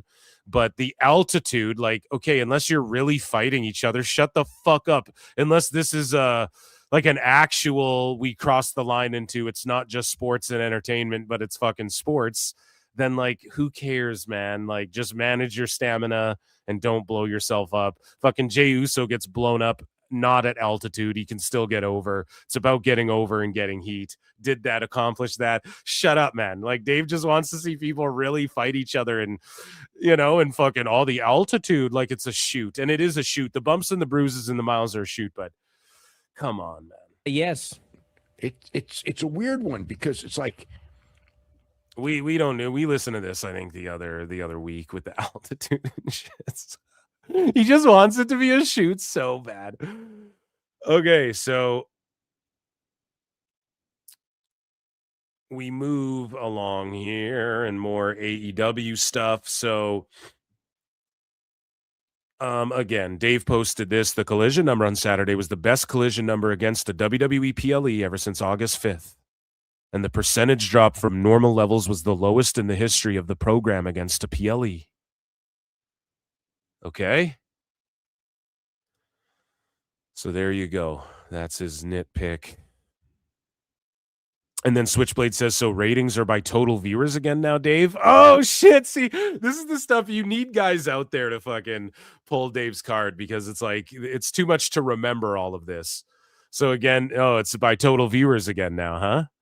I think I have another Switchblade one here. He goes, for those wondering, yeah, Collision September 2nd, 23, did 345K 0.11 versus WWE Payback. On October 7th, 23, Collision did 353.9 versus Fastlane. Yet Dave considers 365.6 to be the better numbers. What happened to ratings being by the demo, or do you shift? Oh, dude. Yes. Just in, we have confirmed that Dave Meltzer fears PWT and flukes. So this is the infamous, for those of you who don't know, you guys have to know this. It's just a staple in Dave Meltzer lore. Let's take you back. He famously said, poor people don't like it. That's famous too, but he famously said that it's by total viewers, like years and years ago. That's what matters when it comes to a wrestling show. It's just total viewers. Then when AEW became a thing, he said it's by key demo, Brian. It's the key demo. And he's been saying that for years now. Whereas prior to that, he was saying for years, it's the total viewers that matter most. Now, Switchblade pulls his fucking card, and now it's again, he flip-flopped on it one more time, like a dying fish, a dried up fish on a dock, and he flip-flopped on it, and it is now once again the total viewership for Dave Meltzer. Whenever he can point to it as being a positive for AEW, he does. And he won't even address this because he doesn't study and learn, and he fears flutes. Just in, we have confirmed that Dave Meltzer fears PWT and flutes. He had a Cuervo with him the whole time, too. So again, Collision, September 2nd, 23, did 345.11 versus Payback. October 7, 23, Collision did 353.09 versus Fastlane. Yet Dave considers 365.06 to be better numbers. What happened to ratings being by the demo, or did you shift with what's best for AEW? Got him. Fuck. So we move along here. Oh, yeah, we skipped this one. I'm going to have to take note of this here. So I skipped over this, and this pertains to the MMA stuff we were talking about. And this part's really quick, right? Just going to make note of this. So what happened was Dave had this to say. And he just goes on this meltdown about this. And then I hit him with the poor people don't like AEW. And again, 15 or 7.8K views for me. And then 125. He had 15K views, 59 likes. So a solid hearty ratio there. But this is what Dave Meltzer had to say. So front row Brian says, and UFC fans are high income. They're not the losers watching AEW. So again, the UFC fans are high income. They're not the losers watching AEW. That's Fight Oracle as well. I think that guy used to be called Fight Oracle. I think he switched his handle up, and he has some pretty good and aggressive takes when it comes to like MMA shit, you know, and pro wrestling in general. I think he just doesn't follow pro wrestling because he's like, dude, there's too many fucking type thing, right? So, you know what Dave would say. Poor people don't like AEW. An actual quote from Dave Meltzer. And now listen to this. Based on a survey done this past month in the U.S. and not yet released, MMA fans, in fact, average $12,000 more in household annual income than pro wrestling fans. And again, this is some shit not released. Like, how the fuck do you know, buddy? I just don't trust Dave till it comes out. Although AEW TV viewers have been shown in prior surveys and Nielsen ratings of TV viewers to have an average income of several thousand more than WWE. Dave, there's way more WWE viewers, and so the average is going to be brought down. And I also don't even believe you when you say this, Dave. I know you like to think that all WWE fans are just retard drones, brokies who fucking live in the ghetto and live in trailer parks and live in the backwoods, and you're sitting atop this fucking high mountain in space on the moon looking down at everyone with your nose up in the air with your fucking opinions on pro wrestling. Poor people don't like AEW. Sorry, I got worked up there, but like, I don't even believe this. And hey, by the looks of these fucking ticket sales and the way you guys are going, hey, we got $10 tickets and our tickets are cheaper. Apparently fucking rich people don't like the shit either. So why don't you shut up? Bitch. Rich people don't like AEW either, bud. So he goes, such a sir. And again, who, not to get off this, but like, I'm about to have a meltdown here. So then who are all these people spending this money? Like, I can't afford to go to WrestleMania and all this fucking shit. That's crazy.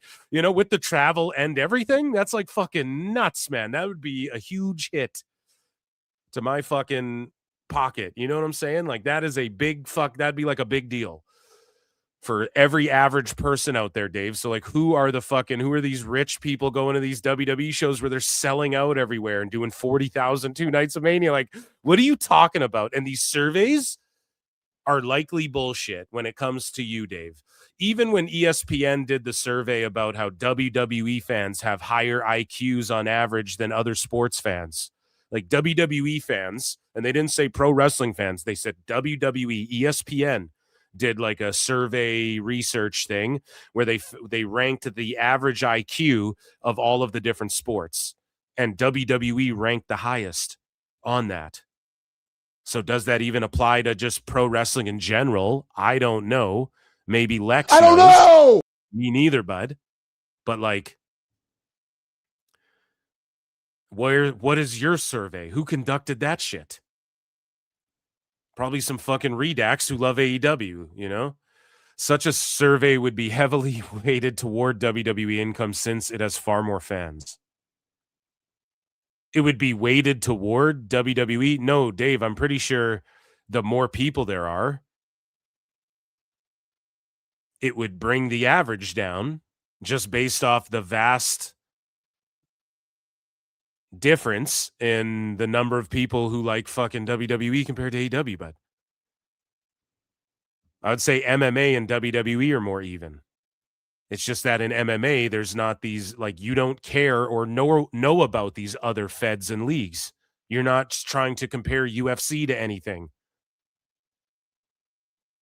And combat sports have always been more of like a hoity-toity everyone, you look at old boxing photos and it's just everyone wearing tuxedos and shit. And that's what it is now, just because it's like these influencers fucking who were born, these Gen Zers or whatever, who were born fucking TikTok dancing when they come out the womb. You know what I'm saying?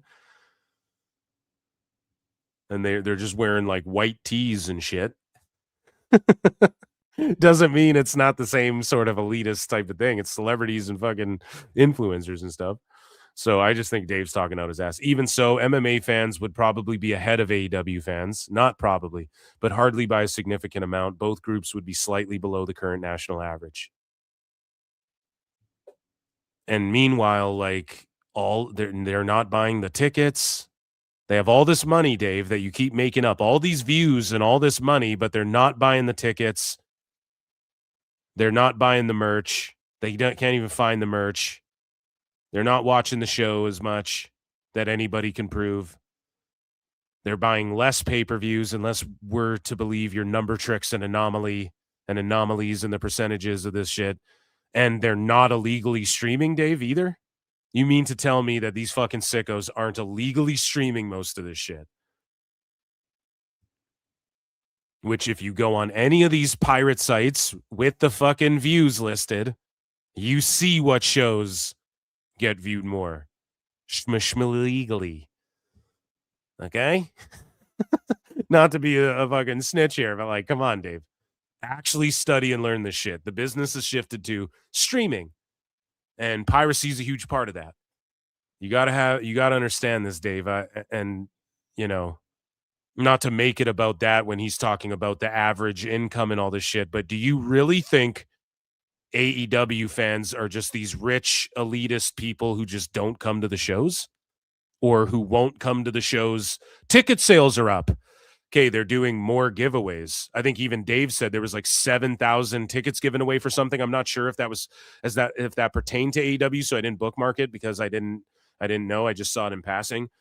And have time to look before the show started. But like, let's say they're giving away all these tickets and then they're doing these $10 sales and then there's more people. But then, okay, so rich people are just looking for a deal, pal. They're not willing to shill it out when they come to town. They got to go to the smaller venues. In Australia, we try to gouge them. People don't show up, so we do all the free upgrades to the people who did shill it out, and it wasn't a lot. Wasn't nearly the same as last time. I don't know, man. Dave is just fucking coping. He's always just coping and defending this shit when he ends up just getting felted. So Frenchie Alou says, can we agree that if a news site runs with the exact frame in question, it could be considered somewhat unethical? So this is just a little pwn on Dave, and then I'll check in with chat here. Dave Meltzer says, if I said yes, I'd be the laughing stock of journalism. You are. People don't understand this stuff at all. It was on worldwide TV.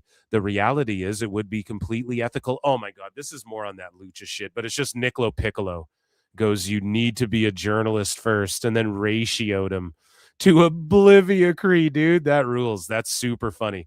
This is what I love when Niccolo Piccolo's just roasting Dave and shit like that. That rules. So moving along here now, we have Dave's WWE shit that we're going to get into. We have one thing that sort of crosses streams as far as WWE is concerned. When it comes to AEW, he talks about injuries. Dave gives a bit of an injury report. Let me check in with chat just quickly, though, because I do see at 613-805-45 says Dave wishes AEW is more like WWE, WCW, but he knows AEW sucks. Brother, did you see how many he only gave 7-star ratings in the history? What do we call, it's not the Fed, it's not the Wubs, it's not Nuge. What would WCW be called? The Champs? No, whatever, just WCW. Only 7? Now, again, I can't even go through my mind of like, I just think it's wrestlers kiss his balls, dude. So what's the difference between what, let's say, Hoovy and Rey Mysterio and like La Parka or some of these matches that like, what's his name? Canyon would have with some of these luchadors. Nowadays, Dave would give that shit 5 stars. So like, why wasn't he giving like Pillman and Jushin Thunder I'm not saying that match in particular was such a banger, but like, really, Dave? Only 7 in its history? Or is that just counting the Bischoff era? I doubt it's that. When Rey Mysterio had some of these matches with like Psychosis or whatever, or Ultimo Dragon versus Eddie Guerrero, or any of these fucking matches, those weren't 5 stars, but that's the shit they do nowadays, and Dave drools all over it. So what was it? Were those guys just not shilling to him? Meanwhile, Dave got a rapport, had people like the Bucks, like Omega, a bunch of these wrestlers like Ricochet, who grew up, like Tony Khan, who's in the business now, who actually loved and admired Dave and admired the fucking, they believe that he was the all-seeing eye and all that shit. And they were fans of him, and they got 5-star chants, and they wrestled for the 5 stars, and they marked out when they got the 5 stars, and Dave was going to the PWG shows. So then when those guys go to Japan, he's like, oh, it's the greatest thing I've ever seen, Bryan. You know what I mean? And that's why those matches back then weren't like getting all the stars. You'd think WCW's cruiserweight division would have got 100 5-star matches then. Did you see what Courageous and these guys were doing? Shane Helms and 3 Count and the Jung Dragons and shit. You mean to tell me those guys weren't putting up 5 stars in Dave's standards today with what the Bucks? He just gave this Mile High Mayhem shit. They were doing that shit like that, you know, with actual characters and shit too. So I don't know, man. And shout out the Rascals. I don't mean to diss them. I think they are characters, and they're just well established in wrestling in general. But yeah, I don't know, man. I don't know if he wants it to be more like WCW, because then they'd have no stars. He wouldn't be able to just throw stars around frivolously. Think about, like, what did Rey Mysterio versus Eddie Guerrero? Let's just look it up. Rey Mysterio versus Eddie Guerrero. And that was at, I want to say, Halloween Havoc 97, right? Halloween Havoc 1997, Dave Meltzer star rating. 4.75. This is what I'm saying. So that match isn't better than like that match is, I just think as a wrestling fan, objectively, if you showed that fucking match to people, to anyone, they would be like, oh my God, if you showed the Mile High Madness to anyone, they wouldn't fucking get it. So how is that a 5-star match? And this is 4.75 stars for Eddie Ray with the mask on the line. Think about the heat on that too. The mask on the line. Go back and watch that match and how they transition through the lucha spots just like seamlessly. There's even a couple spots where it's not just so buttery smooth seamless. It looks like a struggle. They have that match where they're doing like classic lucha shit, but it looks like they're fighting, and it looks like they really make you believe that Rey Mysterio is like trying to get his wild offense off, but Eddie just keeps cutting him off and fucking he hits a couple, then I take him out again with a high impact. He keeps kicking out. I'm getting frustrated. I'm ripping them. That match is just an all-time classic, 5-star in the history books of wrestling. And it was at Halloween Havoc 97. This Mile High in front of 2,000 papered house tickets on Dynamite is 5 fucking stars. Come on, man. I just can't. I can't with that shit. And it's not because it's more than just like, well, he likes the New Japan cruiserweight lucha style. Nah, because if you go back 20 fucking 30 years, he wasn't giving WCW stars, 5 stars at all for this shit. So what it really is these fucking people that he met who were marks for him, who grew up because he's a dinosaur and now they're adults and they're going to New Japan now, and Dave's going to put it over. That's what it is. And yes, did he like the old All Japan shit and all that stuff? Absolutely. So that just added to it.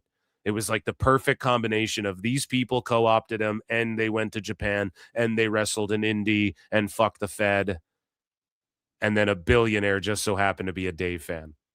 Luckiest motherfucker in the world.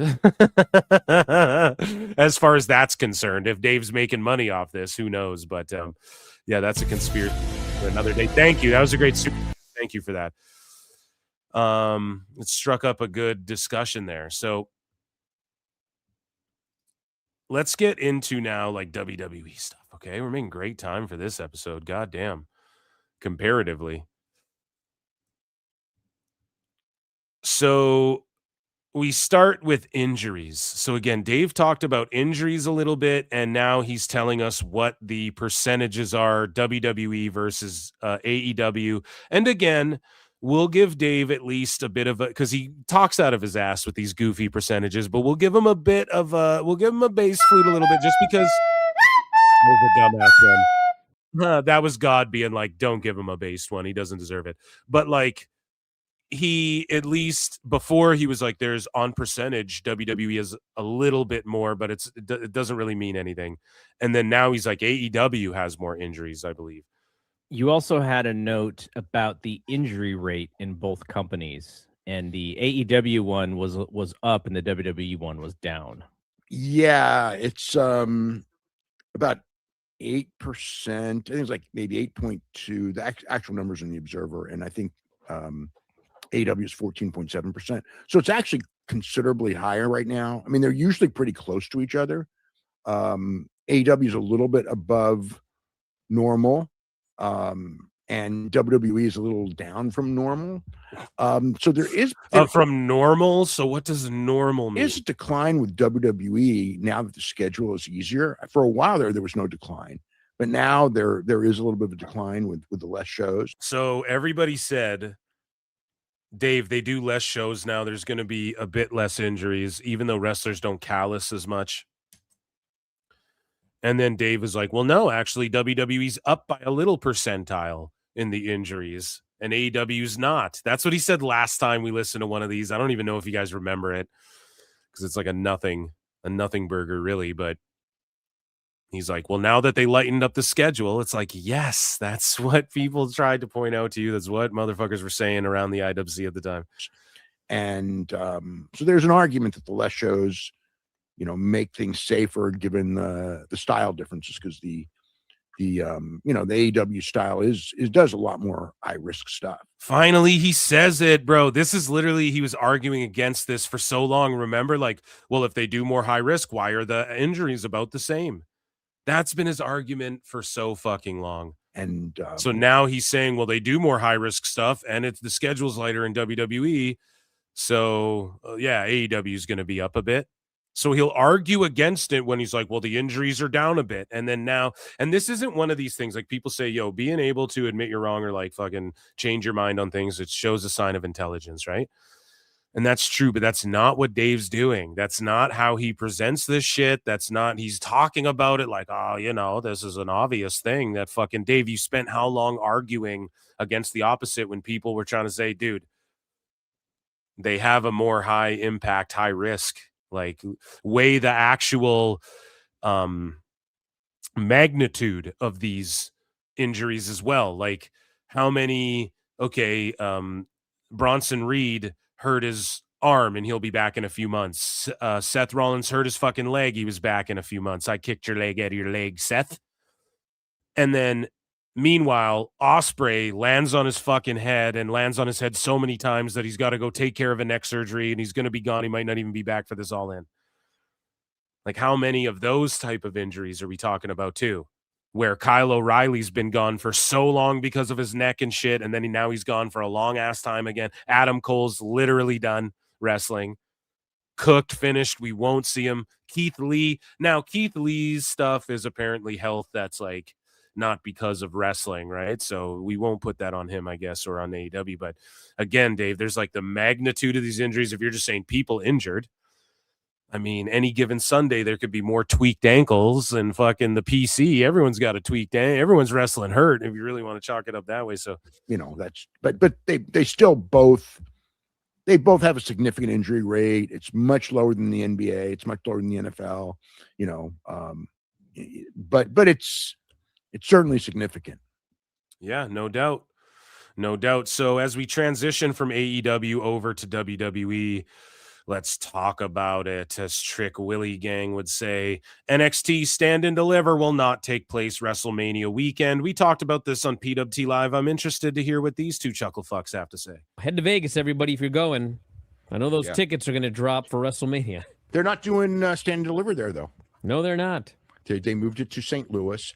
You know, it's really interesting. I don't know what it said. I mean, there's a bunch of reasons it was moved. I mean, one of them is just, it was just so hard from a production standpoint to go and do SmackDown on Friday night, Stand and Deliver on Saturday morning. Plus, there's the fact that it's the morning because of Vegas, not the afternoon, and then come back with Saturday night WrestleMania. It really was telling to me, as far as their confidence in NXT, that they would book a 2,100 seat building for their biggest show of the year, as opposed to, 5,000, 7,000. I mean, there's so many. Why, Dave? They're just going to fill it and put on a good show. Something you and Tone just don't understand. And then he's like, well, they book a 2,000 seater. Criticized Tone once for booking 10K seaters and putting barely 2,100 people in it. Fuck, man. Come on. I don't know. I don't get why they'd go to a smaller building that they will for surely pack and probably gouge everyone for. They'll be able to charge a premium because the demand will be way more in this smaller fucking how many tickets there are. And it's essentially NXT's WrestleMania, so they can get away with doing that. Again, I study and learn the business. Fuck. Buildings in the St. Louis market that they could have run, to pick that one was really interesting. I mean, it just basically says that they do not have confidence. Thing to understand. That they don't have NXT confidence now. It's not about that, Dave. Holy fuck, man. You haven't been paying attention how WWE does anything lately, obviously. At this stage of the game, can sell a lot of tickets, because, in the past, I think last year, like April 4 is in a month, Dave, and they're going to charge the fuck out of people likely for these tickets. And it's about production and shit. Stuff that you don't give a fuck about at all because you make excuses for Tone when people point out he should think more about these sorts of things. And, they do go to smaller buildings, Brian. They do go to smaller buildings, Phil Marks. I don't give a fuck, imaginary Dave, in my head, okay? Because that happened way after the fact, and they should have been doing it, and they should be doing it more. And that's why I do not clown Tone. Again, I'm going to stand behind Tone on the fact that he's doing these studio shows for ROH, except for if those numbers are true, that they were trying to give out 250 and they could only give away 70 tickets. But for now, anyways. They announced like some number like 15,000 or 12,000 or something, and I think it was a lot lower than that in reality. I mean, they announced a pretty fake number last year, but it was still like 7,000, 8,000, 9,000 people. And to go in this year, and not even be in that weekend, but go with the idea, I was really surprised that they would, they didn't go to Dave. Not going that weekend is especially the time you go a smaller joint, because if they were in Vegas and they had the venue and then they made the tickets really cheap in hopes that a bunch of people who were there for Mania would sell out whatever the fuck that week for NXT, or smaller, or bigger venue compared to this 2,100 one, but like smaller compared to WrestleMania is what I mean. They would have did that too, but it's just like, you don't know their logistics and shit. Neither do I, but ultimately I think it's just what I said. Like, and you do want to go smaller because what are you going to go? Oh, we're going to do 10,000 this night. Time to play that game. Fuck all that, dude. Just make sure that it's a show. Like TNA showed that you can do this. Pack a venue that fits the amount of people that you're going to be able to host, even if you got to beef it up a little bit. But WWE won't have to with a 2,100, whatever the fuck. They'll just sell that out for a shoot. And so TNA's shown this, like, just put on a show that looks good and packed, and then it resonates way better with the audience, and especially for the viewing audience at home, and just the energy, man. People know this. Everyone in chat, everybody listening to this or watching this, have gone to shows, and sometimes some of the best shows you go to aren't the biggest fucking. I've seen Taylor Swift live. The fucking stage was flying through the air and all the shit. It was cool, but it was such a big fucking building. I'm glad that I experienced it, but it just felt kind of disconnected. When you're in a more intimate setting and some band nobody's heard of is just ripping, sometimes that's the best experience. So again, with wrestling, it is all about having a tone and a vibe, and they'll be able to capture that. It'll be like 2,100 rabid fucking NXT fans. It's in St. Louis, so Randy Orton will show up or something like that. I don't know if any NXT guys are from there. They're slipping my mind, but yeah, they'll give the crowd, let's give them something to talk about. The Family Arena or Chaffetz Arena, or there's, like I said, there's many other places there that would hold a lot more people, and they went to a real small place. Yeah, all right. Head to Vegas. Saving a bunch of fucking money doing it that way too. Something that Tone would never get advice from Dave to do. Speaking of Randy Orton and Javon Evans, who shared a moment, I believe, in St. Louis, no? Were they in St. Louis for that one? I don't remember, but here is Dave Meltzer, for some reason, finding a negative in Randy Orton giving Javon Evans the rub. Randy's like mentoring, Javon and Trick Williams and probably others. And so he's trying to teach Javon to wrestle smart. Unfortunately. Now, this is the complete opposite of your boy Phil's take here, man. This is the complete opposite. I'm sitting here like, listen, as he gets size, Javon's going to slow down and stop being a flippy machine. Because why? Why do that?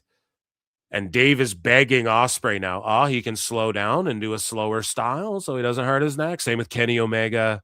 That's what he put over about the Gabe Kidd match and shit. So ultimately, Dave, why don't we learn how to do this properly so you don't have to do it as a backup plan when your fucking neck's broken or your spine doesn't work anymore, right?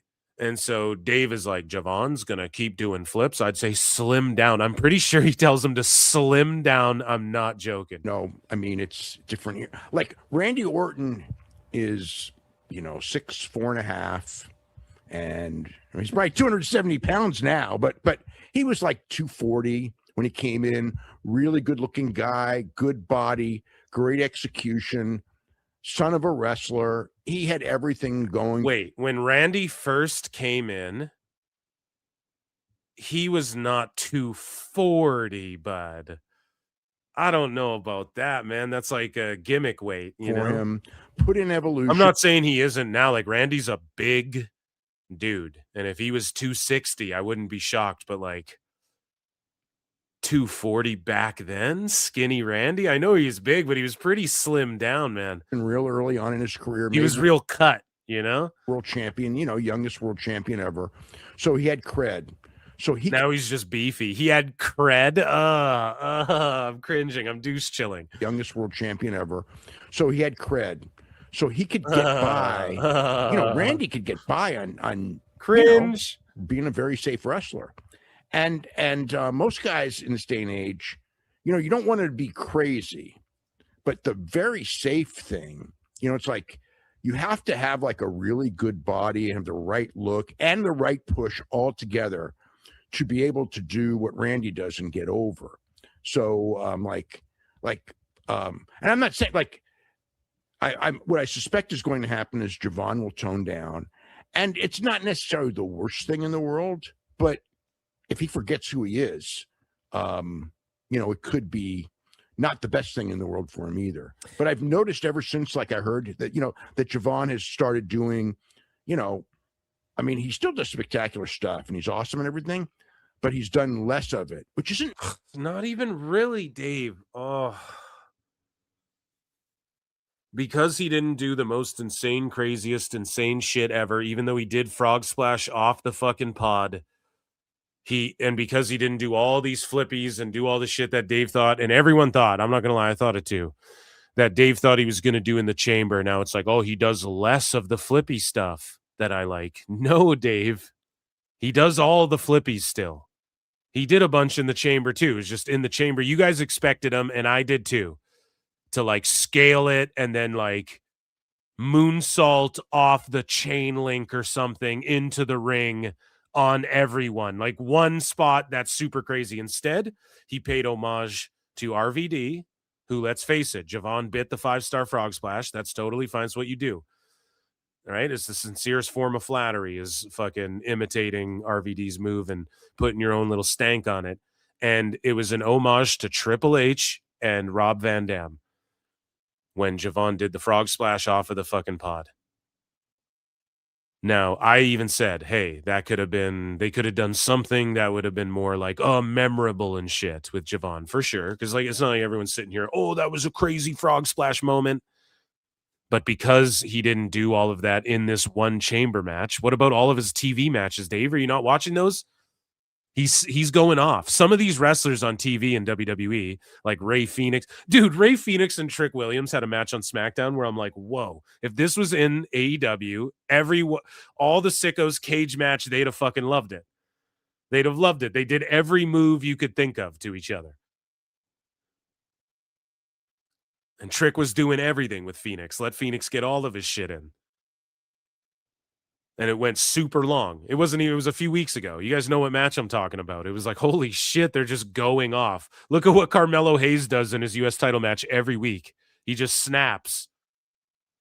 He just has a fucking banger with everybody. So if you're just looking at like, okay, I'm turning on my wrestling show, this is the banger match of the fucking card.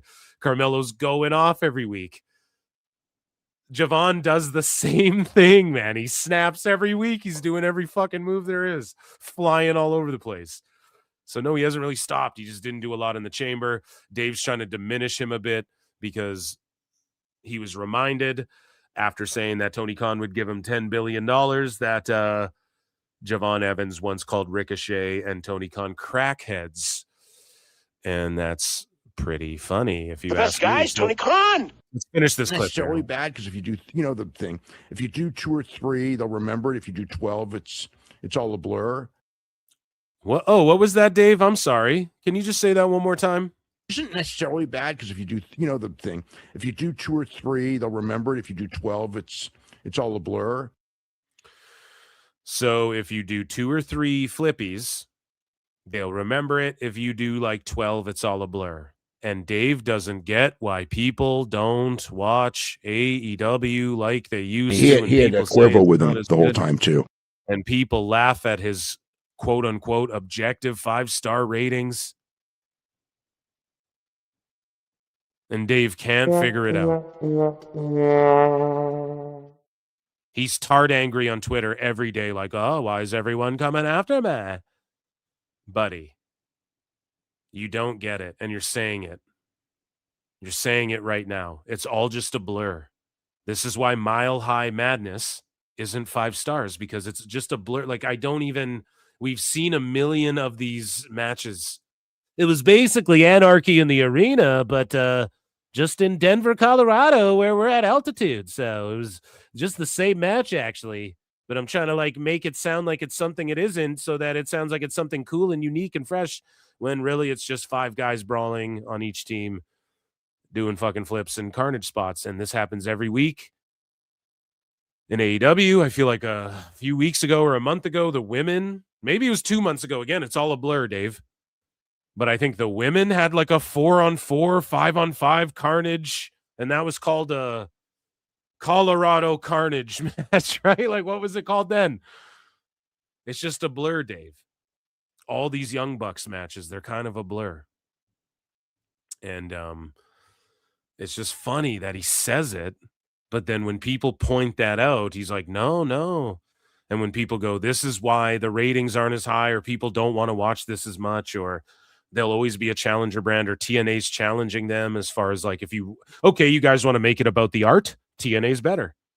If you guys are artsy fartsy, then you want to make it just about that, and you don't want to be objective about like, hey, how do we quantify success and who's actually, what the objective purpose is of fucking being a pro wrestling promotion and things like that. Like, if you don't want to quantify that with numbers and like use data and look at like measurable facts, then okay, we're just talking about the art and subjectivity and shit. Okay, TNA's better. TNA's already number 2 in that department. Boom, debate me on that. No, you can't really debate that. So Dave is explaining right here what's wrong with AEW for the average casual, which people will go, well, fuck a casual. Well, guess what? MJF is begging for casuals. Excalibur did an interview begging for casuals. People think I'm doing this tribalist thing. Oh, when I'm making fun of MJF when he's saying ticket sales are up.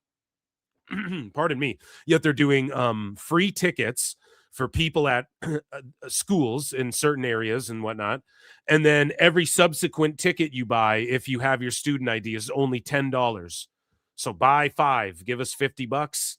We gave you a free one. You and 5 of your friends come to the show for $50. Like, that's a sweet deal. But that means convincing casuals. Meanwhile, this fan base says, fuck a casual, and yells horse cock. Okay? And they chant fucking... And then all of a sudden you have the Rizzler out there with Orange Cassidy, and then all of a sudden Moxley's getting a taser shoved up his ass or whatever. It's crazy. It's not for casuals, I thought. I thought it's for the sickos. I thought fuck a casual. So now we're making plays at casuals, and even Dave's like, oh, it's all a blur. Fuck you guys, man. It's so crazy. It's like, if you just listened 4 years ago, Dave, this AEW would be like thriving. It would be actually competing with WWE. At the same time, I don't think his matches have been better. And yeah, so I guess he's using what he should be criticizing AEW with. He should be saying, he shouldn't even be saying that towards Javon Evans. And also he was trying to tempt Javon Evans by like, oh, you'll get paid 10 times more money. Randy's like, it's like, who are you working for, bud? So they talk about the Rhea Ripley, Jade Cargill beef. I think they're working. Doesn't matter. Work me, daddy. I want to be fucking worked. That was kind of gay. Sorry, guys. Wait, no. No, it's cool. I'm comfortable with my shit, dog. What's up? No, but listen. Whether it's a work or shoot, there's now heat on this WrestleMania match. That's what the whole biz is about. Nobody knows how to work the reality into shoot, work, shoot, brothers more than WWE, as we've seen by everybody spurging out and melting down over Unreal and what's a work and what's a shoot. They're effectively blurring the lines again, and everyone's triggered. Unreal fucking sucks because they're convincing people that shit's a work that isn't a work, and it's a work when it's a work. Oh, so they're like figuring out a way to kind of blur the lines again, and you're all crying like bitches about it. What the fuck? Go watch MMA. You guys want it to be real? Oh, they said on TV Rey Mysterio's the biggest luchador of all time. Yeah, they're trying to get Rey Mysterio. It's a fucking work show. And it's a scripted television program. Like, what do you... Jesus Christ. Anyways. So they're trying to do some angle with Jade and Rhea. Oh, the Twitter angle. They're doing an angle on Twitter to make you think that they actually hate each other. There is a prevailing viewpoint there among people and talent. Oh, man, there's a prevailing, like, he talked to everyone. He surveyed everyone. The survey's just not out yet, Brian. That is, like, identical to some of the things that were tweeted. Brian. So there is, we're big on a square. It's a really interesting thing because it is a work, because, again, like, if it was real, they're not doing it. You know what I mean? It's like Chelsea Green and Piper Niven. They're not like they're not going to bury someone on their own team in public because they know you can't do this. It's not allowed. It's not allowed. Yeah. So they're all professionals and they're all working on one boat, all sailing the 7 seas together, trying to get to their destination together, like a well-oiled machine. And in Dave's mind, it's like, just the way he's negative about it. Instead of being like, well, there's heat on the match, Bryce, so who gives a fuck? Shut up. No, not that he has to do that. But it's like, I don't know. He's just got to look at Randy Orton mentoring Javon Evans as a negative. He's got to look at these two working a shoot as a negative, but it's kind of real, but I don't really know, but it is a work. Otherwise, they wouldn't be allowed to do it. But I think it is real because people don't like Jade because I don't like Jade. That's what he's getting at. And it's just like, fuck you. But... they are using the thoughts of many people. So they are allowed to do it because they're doing it. So they are allowed to use real life beef thoughts back and forth. So they're working a shoot. And you don't want to put over the way they're blurring the lines and making a shoot, working a shoot, dude. While they're doing this angle, it's really kind of, that's what Lawler and Dundee used to do. There, I brought them up twice on the same show. Where it's all work, but everything that they said about each other was real. So then it's not all a work. You know, that so they just agreed to do business. And then in AEW, it's really not a work because that's what you guys want. You just want to watch people really fight, but you're just too pussy to say that. Annoyed them about the other one. So it's yeah, they're trying to make it out like it's a shoot and they're going to really fight at this show. And it's weird because when you do that on Twitter, it just, I don't know. It's like, it's just an attempt. It's an attempt to get some heat for the match. That's all. You know, they want to be they've got 6 weeks to build up a big match. They want to be featured. There's a lot of people in hotter feuds in this one, but this is a big deal because it is a championship match and it's a Rhea Ripley match, so it's got to be big. So, that's the strategy. Yeah, so they have go figure. They have a booking strategy headed into WrestleMania, and they're going to work a shoot and blur the lines in order to. So and Dave's just like disappointed in it that they're trying to keep kayfabe alive. Damn it. It's still real to me, damn it. So here's his and Bryan's thoughts on Punk versus Roman Reigns. Now, I know Punk said some shit. Dave better watch his tongue when it comes to the Anoa'i Fatu family because he's definitely pissed them off a few times.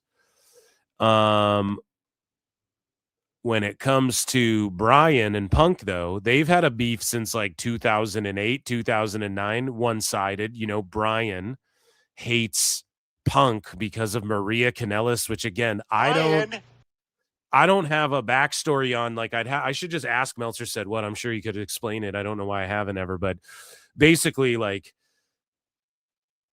CM Punk dated Maria Kanellis or some shit back in the day. She's a married woman now. I'm not trying to talk over, bring up her old shit, whatever. But apparently Bryan Alvarez was like in love with her. And then that like offended him, or that's at least how people make it seem online. I don't fucking know, right? So it's over Maria Kanellis for some reason. That's like Bryan's dream girl, and then Punk dated her. And I think he dated like Lita and shit too, didn't he? Dated everybody, Chick Magnet Punk. But that ever since then, people are like, Bryan has had a vendetta against Punk since then type thing. So now he talks about how Punk holds grudges. And let's take a look / a listen to Punk holding grudges and not Bry. Roman's promo was all of this work, shoot, backstage, blah, blah. And then Punk's promo was about nothing but the actual storyline involved in the match. But then Punk had to end by talking about the guy's dead father. And Punk says... So is this dead father a work, buddy, or is that a shoot? So they both did a work shoot, and you just explained how. So Roman did a work shoot work, and then Punk came back with a shoot work shoot. Is that what you're saying, Bri? So they went out there and they're working shoot works, brother? Brother? Jack? Dude? Well, let me tell you something, Mean Gene. Right? So they work themselves into shoot works, both of them, and that's how they're they're blurring the lines a little bit. And you just explained that, but you tried to explain it as though they did two completely different things. Got it. Tweet didn't hurt my feelings. Quote, I don't care what people tweet about me. I don't get mad and hold grudges about things people say about me on podcasts. Can I tell you something? I was already friends again? No, I'm not friends with him, but no. I'm not friends. Just quickly, no, I'm not friends with Phil. I would never be friends with Phil Brooks. Fuck that. He had Cuervo with him the whole time too. He doesn't like. He made my boyfriend. I mean, my son. Tony. The best guys, Tony Khan. Fear for his life, Brian. Me. Oh, I don't know about you. When he said that, he's talking about me. No, he's talking about there's. Again, this is the center of the universe. Shit. You guys aren't the center of the fucking universe, okay? JD from NY gets more fucking views on his shit than you guys, okay? They could be taught. It was JD critical of Punk. I don't know, but like, there's a billion pro wrestling pods. So I'm sure there's lots that shit on Punk. Tons of sicko pods, tons of fucking people who've shitted on him. Tons of people who don't like the direction of WWE right now. Maybe it's you, Brian, but you're the one who holds the fucking grudge. He held on to it for so long. Line. I swear to God. Now he's acting I don't baffled think I've by laughed it. more watching a wrestling show in years. And then here's the thing too. So Dave is like, I laughed so hard. So imagine it's like I'm watching the show Pretty Woman, the movie. Pretty Woman walking down the street. And I'm like, dude, Julia Roberts in real life is a vegan. Oh, she ate meat in that movie? Oh, I laughed so hard because it was like, oh, she fucking ate meat in this movie when she's really a vegan.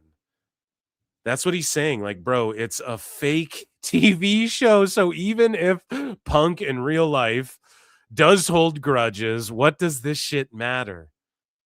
It just shows that you guys are holding grudges against Punk by even saying some stupid shit like this. When he said that line, I swear They always get worked up over kayfabe too. Oh, well, the triple threat happened because Dominic, whatever. Oh, could you believe that? Everyone knows it's because this guy got hurt. Yeah, but it's a work TV show, so they're lying. It's fake, Dave. I don't. It's so crazy. God, I don't think I've laughed more watching a wrestling show in years with the line about how he doesn't hold grudges. It's like this entire. I mean, that's the funniest line I've ever heard. And then the fake laughing. I mean, it was just the silliest thing I've ever seen. Look at this. This entire. I mean, that's the funniest line I've ever. Oh my God! It was the greatest thing I've ever seen. Oh my God! It's the greatest thing I've ever seen. Heard. And I mean, it just was so funny because it's like, I don't know, I mean, a lot of people hold grudges, but I don't know if anyone holds grudges more than him. Then who? Punk? Like, well, okay, so he had a grudge against WWE and then he squashed it. Does he still have a grudge with Tone and the Bucks and shit? Because Dave, CM Punk, I was going to call him Phil Brooks. CM Punk tried to have a sit down with the Elite, and they're the ones who said no. So who was holding the grudge then? Just because he doesn't like you? Nobody likes you guys. But even if they don't, he holds grudges. The guy holds grudges like nobody's business. My God. If he didn't hold a freaking grudge, the whole entire history of wrestling would be different. The whole entire history. Lou Thesz's run would have been different if CM Punk didn't hold grudges, guys. I don't know if you guys knew that. Stone Cold would have never had his career and retired when he did if CM Punk didn't hold grudges, because the entire history would be different if he didn't hold grudges. I don't know if you guys knew that. Meltzer Inferno. So moving along here. They complain a little bit more about some stuff. One thing being Raw, and someone who'd appeared on Raw before we get into, the commercials and the show itself. Danhausen was on Raw, and people reacted to it way more favorably than they did at the pay-per-view, the PLE for sure. And he had a solid interaction there with the Judgment Day. And so here is Dave Meltzer's assessment of Danhausen on Raw, and Bryan Alvarez discussing if people are sort of warming up to Danhausen now. I don't care what anyone says. Like, this Danhausen thing's already over with me. This guy comes out on Saturday, dead silence. The little puff of pyro. It's preposterous. I love it too. That's the little puff of pyro with the sparkles. That rules. The music is awesome. His look is really cool, but he should get shredded. I think he could have bodied up a bit while he was gone. No, am I wrong in that? Is that just old school, pal? We're body guys here. I don't know, but his segment on Raw, especially in the timing, and you got to let Danhausen be Danhausen. He's hands-on with some of this shit. There's nobody like writing all of this. And then Adam Pearce sells it really well. Him and Nick Aldis both do good jobs of like being serious when they need to, and then selling like the goofy shit people are doing backstage when they need to. They're sort of the glue, the center of the television show. The Rock, they're like the foundations of their shows as well, which I think any good GM, the best GMs always are. Like when Stephanie McMahon and Eric Bischoff were GMs, they were good in those roles as well. Anyways, he shows up here and he goes, I debuted last weekend to thunderous applause. Therefore, I have a list of demands. Fucking that was funny. And Judgment Day walks up and they ridicule this guy. And as a result, Danhausen announces that Dom is cursed. And they laugh it off, which, of course, leads to Dominic and Penta for the Intercontinental title. And Penta, after a bunch of interference, ends up avoiding all of it. He hits the Destroyer. He gets the clean pin. He is the new Intercontinental Champion. And Dom was cursed. But I like the curse because unlike magic, like when Undertaker shoots a bolt of lightning or whatever, like we don't know if he's actually cursed. Boom. It's not like it's real. The guy said you're cursed. He happened to lose. Boom. Perfectly. So the way I worded it was you need a series of like perfectly likely and explainable, likely and explainable circumstances, like happenstances that shit happens. And is it because of the curse? Is it not? That's how you get it over with people. Obviously, and I agree with that assessment. So trying Bryan on that one, no lying Bryan on that one. It's open to interpretation. Yeah, that's exactly it. That's how you get it over. And the problem with the box is the presentation of that was not open to interpretation. So on the PLE, I'm supposed to sit here and pretend that there was a casket in the box that 12 people were hiding inside for weeks, being shipped around the country. And then when the lights go out, he disappeared, and so did the dancers, even though, like, you know, fans caught it. They just ran under the ring. So the problem is the presentation at the PLE was like, I'm supposed to believe this guy's magic and shit. And again, he's like a cartoon character, essentially. That's just the best way to describe him. He's a fucking cartoon character. And yeah, I mean, they could have done it better, but it's not like he's ruined. It's not like he was smashed to oblivion, Cree. Okay, he's gonna be okay. And they got him there with Judgment Day, and apparently he's gonna be on SmackDown. So they're gonna mix it up with Miz a little bit. I'm certain of it. Again, on the member show, I was like, put him with fucking Dom and Miz and shit, and that's what's going on. So good take by a based Bryan there. So another take that some people might agree with, okay, when it comes to Dave and Bry, the commercials on Raw. And I'm going to be honest, dude. The commercials on Netflix don't bother me too much when we're watching Raw.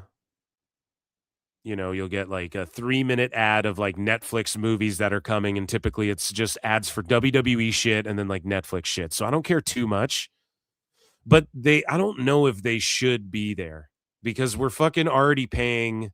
Or if there's like, hey, here's a tier, the first tier, there's ads, but then these other ones, there's no ads or whatever. And then you pay for that like I do, but then I still get ads during the live events. So I don't know what's going on with that. But yeah, I heard Wrestling with Freddie's most recent show, Freddie Prinze Jr., maybe it was the one before, whatever. And he was complaining about it. And now Dave Meltzer and Bry are complaining about it too. They've done something over the last 2 weeks where they're making it very difficult to skip commercials. As long as I can get the fast forward thing going before the commercial starts, I'm okay. There was one point where I left the room, you know, to go and get a banana, and all of a sudden they're going. You wait to get a banana? You what? Did you then squish it in your own face, or did you? Was this the ending to the plot of revenge to your ex-girlfriend from back in the day? For those of you who don't know, Dave tells this crazy story back in the day where his girlfriend, he was trying to explain, like, the Tonight Show, the ratings of Lucha Libre, whatever. He was like trying to explain some like talk show shit that he knows nothing about to his ex-girlfriend way back in the day. And so, you know, the young superstar, you know, babyface, you know, the former heel thing. So So he's rambling to his ex, and then she just looked at him, and this is from Dave's own words, and she squished a banana in his face and was like, shut up. And then he said for like weeks he was plotting his revenge. When I'm going to put this banana in her face and like, it's fucking weird, dude. I've covered it, I think, a few times. But like, Jesus, I went to the kitchen to get a banana. All right. Hopefully you didn't assault anyone with it this time. Lock them up. No. To go and get a banana, and all of a sudden they're going to a commercial. I go, no, and I'm running back in there trying to hit that fast forward because I don't want to sit for the 3 minutes. I didn't make it. 7 straight commercials. 7 straight. Yeah, but it's on a 3-minute timer. And I believe it's 6, so I think you might be lying, Bryan, again, because I think they're just 30 seconds each, perfectly timed out. You get the Jay-Z one, allow me to reintroduce myself. My name is Hove, but it's like a Heinz commercial for like their mayo, their like ketchup mayo mix or the Chipotle ketchup or whatever. And they had so many commercials on this show. You know what's funny? They're all in the middle of matches. It's so funny is about, I'm thinking about a month or two ago.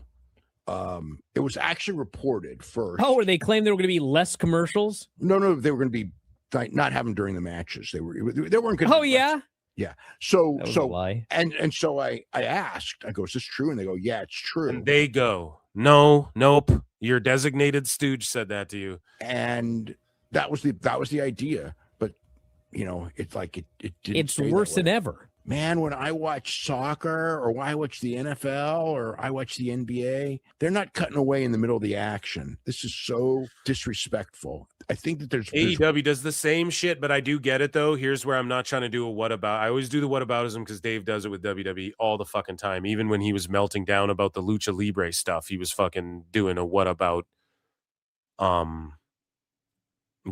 and shit. But when it comes to this, it's like, buddy, he might have a point because it's on streaming. So I don't know if you want to compare it to like soccer or football that you're not watching on streaming, but just streaming, Dave. When you're streaming a movie, ads don't pop up unless you're watching like fucking Tubi, which it's not even that big of a deal. Like it doesn't trigger me. And they're like, it's worse than ever. But actually on Netflix, they fade to black and then they come back to the action and then they fade to black again and then come back to the action. So it's not like you're missing anything. Maybe they're just paying for the lowest tier of Netflix, which again, I don't blame people. They shouldn't be getting ads for that either, but it is what it is, man. I don't know. This better. They know there's ways to do this better, but for Netflix, I just think for Netflix, the formatting of like all wrestling shows these days sucks pretty bad. I think TNA might have especially when they pre-tape their shows, not the live ones, when they pre-tape, their formatting was down. They got that down pat. Live is a little different. I think just because the show's so long, you have to like the match. You have to go, okay, we have to keep the people who care about seeing every single match and every single segment are who we need to really make sure don't turn this shit off during the commercial or whatever the fuck. I don't know. Maybe that's not it, but it's like you can just. And also it's all about selling ads. Sorry, not to pause it again, but it's just this whole fucking streaming game. This whole thing is like, we're just selling ads. That's why there's ads everywhere and they're running the ads. It's all a play to just market shit to every age, 7 and up, dude.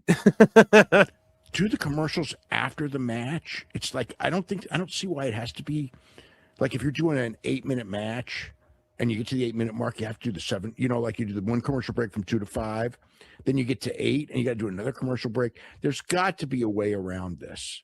On the iPad, I used to watch an hour after the show ended on the iPad, and the commercials were just gone. The show was like an hour and 50 minutes. I had the same thing. No, you didn't have to skip nothing. It was just like when the commercial. Yeah, same with me. So it was like, the replay, no ads.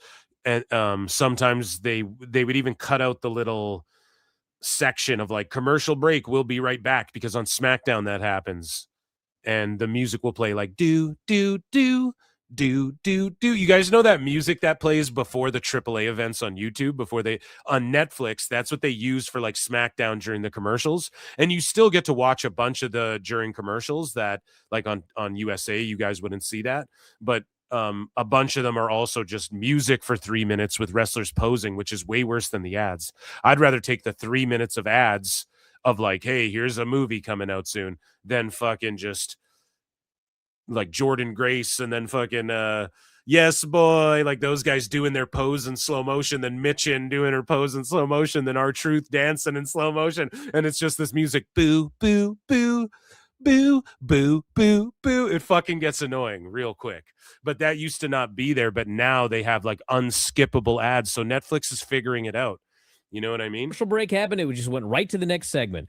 And about 3 weeks ago, it stopped. And now it's an unskippable commercial. It doesn't matter if you start before. It doesn't matter if you start. You cannot get through. A 15-minute AEW match, you're going to get one commercial break. Oh, come on. Don't see. Now he's going to do the whataboutism. Bro, they cut away all the time. They do the picture-in-picture, which I don't think that works. I don't think that helps them any. It's better than just commercials, I guess, if you're like a diehard. But 15-minute WWE match, you're going to get two.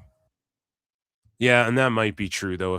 No, maybe. Like WWE, their problem, too, one of the problems, I think, sometimes is that, and a lot of people go, it's just backstage shit. But a lot of times, though, you'll get a SmackDown where it's like some fucking 20-minute matches. You get like 3 fucking 15 to 20-minute matches, and you're like, shit, that was a lot of wrestling for like just the one match, though. So AEW, their approach is like, okay, let's put 10 matches on here that all go long, and we'll do an overrun.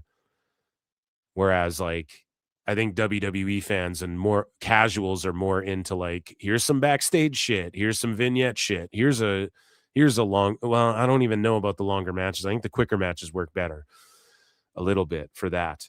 And then it's like at the PLE, I'm going to watch a shitload of wrestling and magnificent entrances and superstar. There'll be celebrities and stuff. Like, people kind of understand how WWE does stuff. But Dave, I'm not going to give him shit for this one. There are too many. Everything's fucking got ads, every fucking thing. And it's just a part of how like media works these days. You know what I'm saying? So Dave Meltzer talks about how there's been discussion of turning Trick Williams babyface, which like, anyone could just say this based on how over he is. I think this is the perfect time to let it happen naturally, because they're still booing his heel antics in the matches, but they love his fucking entrance. So there's going to come the right time. You don't just flip him because, and I'm sure there are discussions. I'm sure there's discussions on every single thing for every character. Hey, should we flip this guy? What about this guy? Oh, this heel's hurt. We need another heel over here. Who do we flip? Who do we bring up? Who do we bring in? So of course they're talking about shit like this, but I wouldn't expect him to go full babyface anytime fucking soon. That's for sure. Let's take a listen to this. So there's also discussion of turning Trick babyface. Yeah, that's obvious if you watch the TV. You know, I mean, people love him. And I mean, that going to Memphis was really, you know, that turned it. And it was kind of like, that was an easy one, because that chant is like a sports chant in Memphis going back. Everybody fucking says this, guys. We know, but it applies to Trick. Why didn't they go whoop that Trick every time they're in Memphis? Why haven't they chanted whoop that Trick to everybody? It's also from Hustle and Flow. Hey, guess what? It is also from a movie called Hustle and Flow. Idiot. That fucking rules. So whoop that Trick. You know, long before there was ever a Trick Williams, right? You know, I mean, going back decades, he is very popular. And, you know, you are going to be fighting the fans to try to make him a heel at this point. I mean, he's a natural babyface anyway. And he should be. I mean, you know, he's got his weaknesses in the ring, but he's at least getting better. And, you know, he's certainly passable. You know, and with the right person, you know, can have a good match. But you know, so he's only passable. Yeah, he's got all that charisma. I mean, he's a passable wrestler, and he's got all that charisma. See, Dave doesn't care about any of that shit. Just moves. I think he's going to be one of the biggest stars in the company in a very short period of time. 100%. Okay, base Dave again at the end, but Dave actually reacted to Danhausen, and again, I probably should have mentioned this earlier. And I'm just going to make note of this really quick. Here, Danhausen section here, because I fucked that up. Meant to talk about this before, but Dave Meltzer reacted to Danhausen's debut at the Chamber. And he said, I mean, it was the gobbledygooker, Bryan. Come on. He goes, it was the gobbledygooker. That's what it was. They finally managed to do another gobbledygooker. We'll see. It's a weird one because with Paul Levesque, the way he books, I don't see where this guy fits in. He could do the R-Truth thing. Nope, that's not what that's not it. Guys, he will fucking team with Penta and team against probably JD and Dom or something like that coming up. He will have real matches. Just don't expect him to be like a world beater. Okay, they're going to book him the way like Orange Cassidy should have been booked and shit like that, which is different than R-Truth. If you look at R-Truth and you think the same thing as Danhausen, like, oh, they're both kind of funny. And okay, Kevin Owens can be kind of funny. Sami Zayn's kind of funny sometimes. Fucking Usos are kind of funny sometimes. It's not just like comedy act. Oh, he's going to be R-Truth. I don't know, man. I think there's only one R-Truth. So the R-Truth thing, he says in fairness. But they have R-Truth. You don't need two R-Truths. Yeah, so what? He's going to come out rapping and going, people over there, what's up? I curse you. Maybe in like one segment sometime because it'll be funny. But Joe Hendry's different than R-Truth is different than Danhausen. They have an R-Truth. I know he's not the same thing, but it's just sort of that gimmick mascot guy that doesn't wrestle. Because there's no upside for him to do wrestling matches, him going and doing his shtick might get over. It's WWE. On paper, I would have thought that it would for a while. So what about AEW? He was just in AEW. And it was getting over there, and people were begging for him. And Tone just benched him because of Punk. Meanwhile, Orange Cassidy got less over the years because Tone should have booked him in a less serious way. So you're just ass backwards, Dave. Not saying he's bad, but in this day and age, to get regular TV appearances, you've got to either be an awesome talker, which he's a gimmick talker. Oh my God. Do I have to add this to Dave Meltzerism's list? You just made the list. I have to add this to Meltzer's Meltzerism list. Because, like, what? What do you mean? What do you mean? What do I mean? What do you mean? What do I mean, Mark? Holy shit, dude. A gimmick talker. So Dusty Rhodes, when he's talking in gimmick, isn't still one of the best talkers because it's in gimmick? A gimmick talker? Oh my Lord. Yeah, I'm literally making note of this. A gimmick talker. Oh fucking Lee, man. What does that even mean? Oh, dude. So, okay, you've got to be either an awesome talker, which he's a gimmick talker. And then he just had an awesome little segment with fucking Pierce. Or you have to be really freaking good in the ring or be a big muscular dude, and he doesn't fit that. Or have charisma, Dave. Oh, I mean, you can be a charisma guy. He doesn't have any of these things that make him a good wrestler, and he's a gimmick talker. He's good at talking and being a character, but it's a gimmick. Like like Stone Cold's not a gimmick. You fucking loser. People pushed for him, and there were people who didn't want him. Yeah, that's every single person. There's people who pushed for Punk. There's people who didn't want Punk. This was not a unanimous decision or anything like that. Nobody who ever gets signed is unanimous. People fucking signing Mick Foley wasn't unanimous. Signing Mean Mark Calloway wasn't unanimous. I would guess that the people who didn't want him are thinking, sure didn't work out so well this time. Or they're not vindictive cunts like you, Dave, and they're not like, see, I told you so. And they're just like, oh, shit, you win some, you lose some. Well, better get him next time because we're all on the same team here. But in time will tell. He'll get another chance. Maybe he'll be the gobbledygooker, and maybe he'll be R-Truth. One or the other. And see, Dave's whole theory's fucked because who is the gobbledygooker again? Wasn't it like Hector Guerrero? So he could work. He could work his fucking ass off. And that shit didn't work, so Dave's just spurging. Dave goes, he says, WWE signing Danhausen was not a unanimous decision. We covered that. And, he just gets caught in fucking lies all the time. I mean, here's him called out for a couple things that, it sort of relates to WWE and AEW as far as Hobbs is concerned. But again, Meltzer said, what's like, if you'd like to see the thousands of other mistakes you've made, you need to unblock me, Dave, because Dave's like, you found one mistake, corrected immediately, and the other was something that went through a number of changes with injuries and card changes. So it has to do with Backlash and then Roman Reigns. You know, one mistake corrected. Here's Roman Reigns will be the odd man out. And then Dave's like, you found one mistake corrected immediately, and the other was something that went through a number of changes with injuries and card changes. No, but Dave, so here's the problem with that, right? So we're going to debunk Dave right here when it comes to WWE, because he's a stupid idiot. I'm about to cook him. Are you guys ready? So Dave, when he saw the whiteboards in Unreal, he's like, oh, and that show was filmed months ago, and boy, when I tell you what the plans are for Mania. But Dave, the plans that you were alluding to with the whiteboard was you saying that Roman's going to be the odd man out of WrestleMania and all of these things. So these recent injuries and shit made you wrong, but you were trying to say that whatever the fuck they had planned before. So now he's like using an excuse.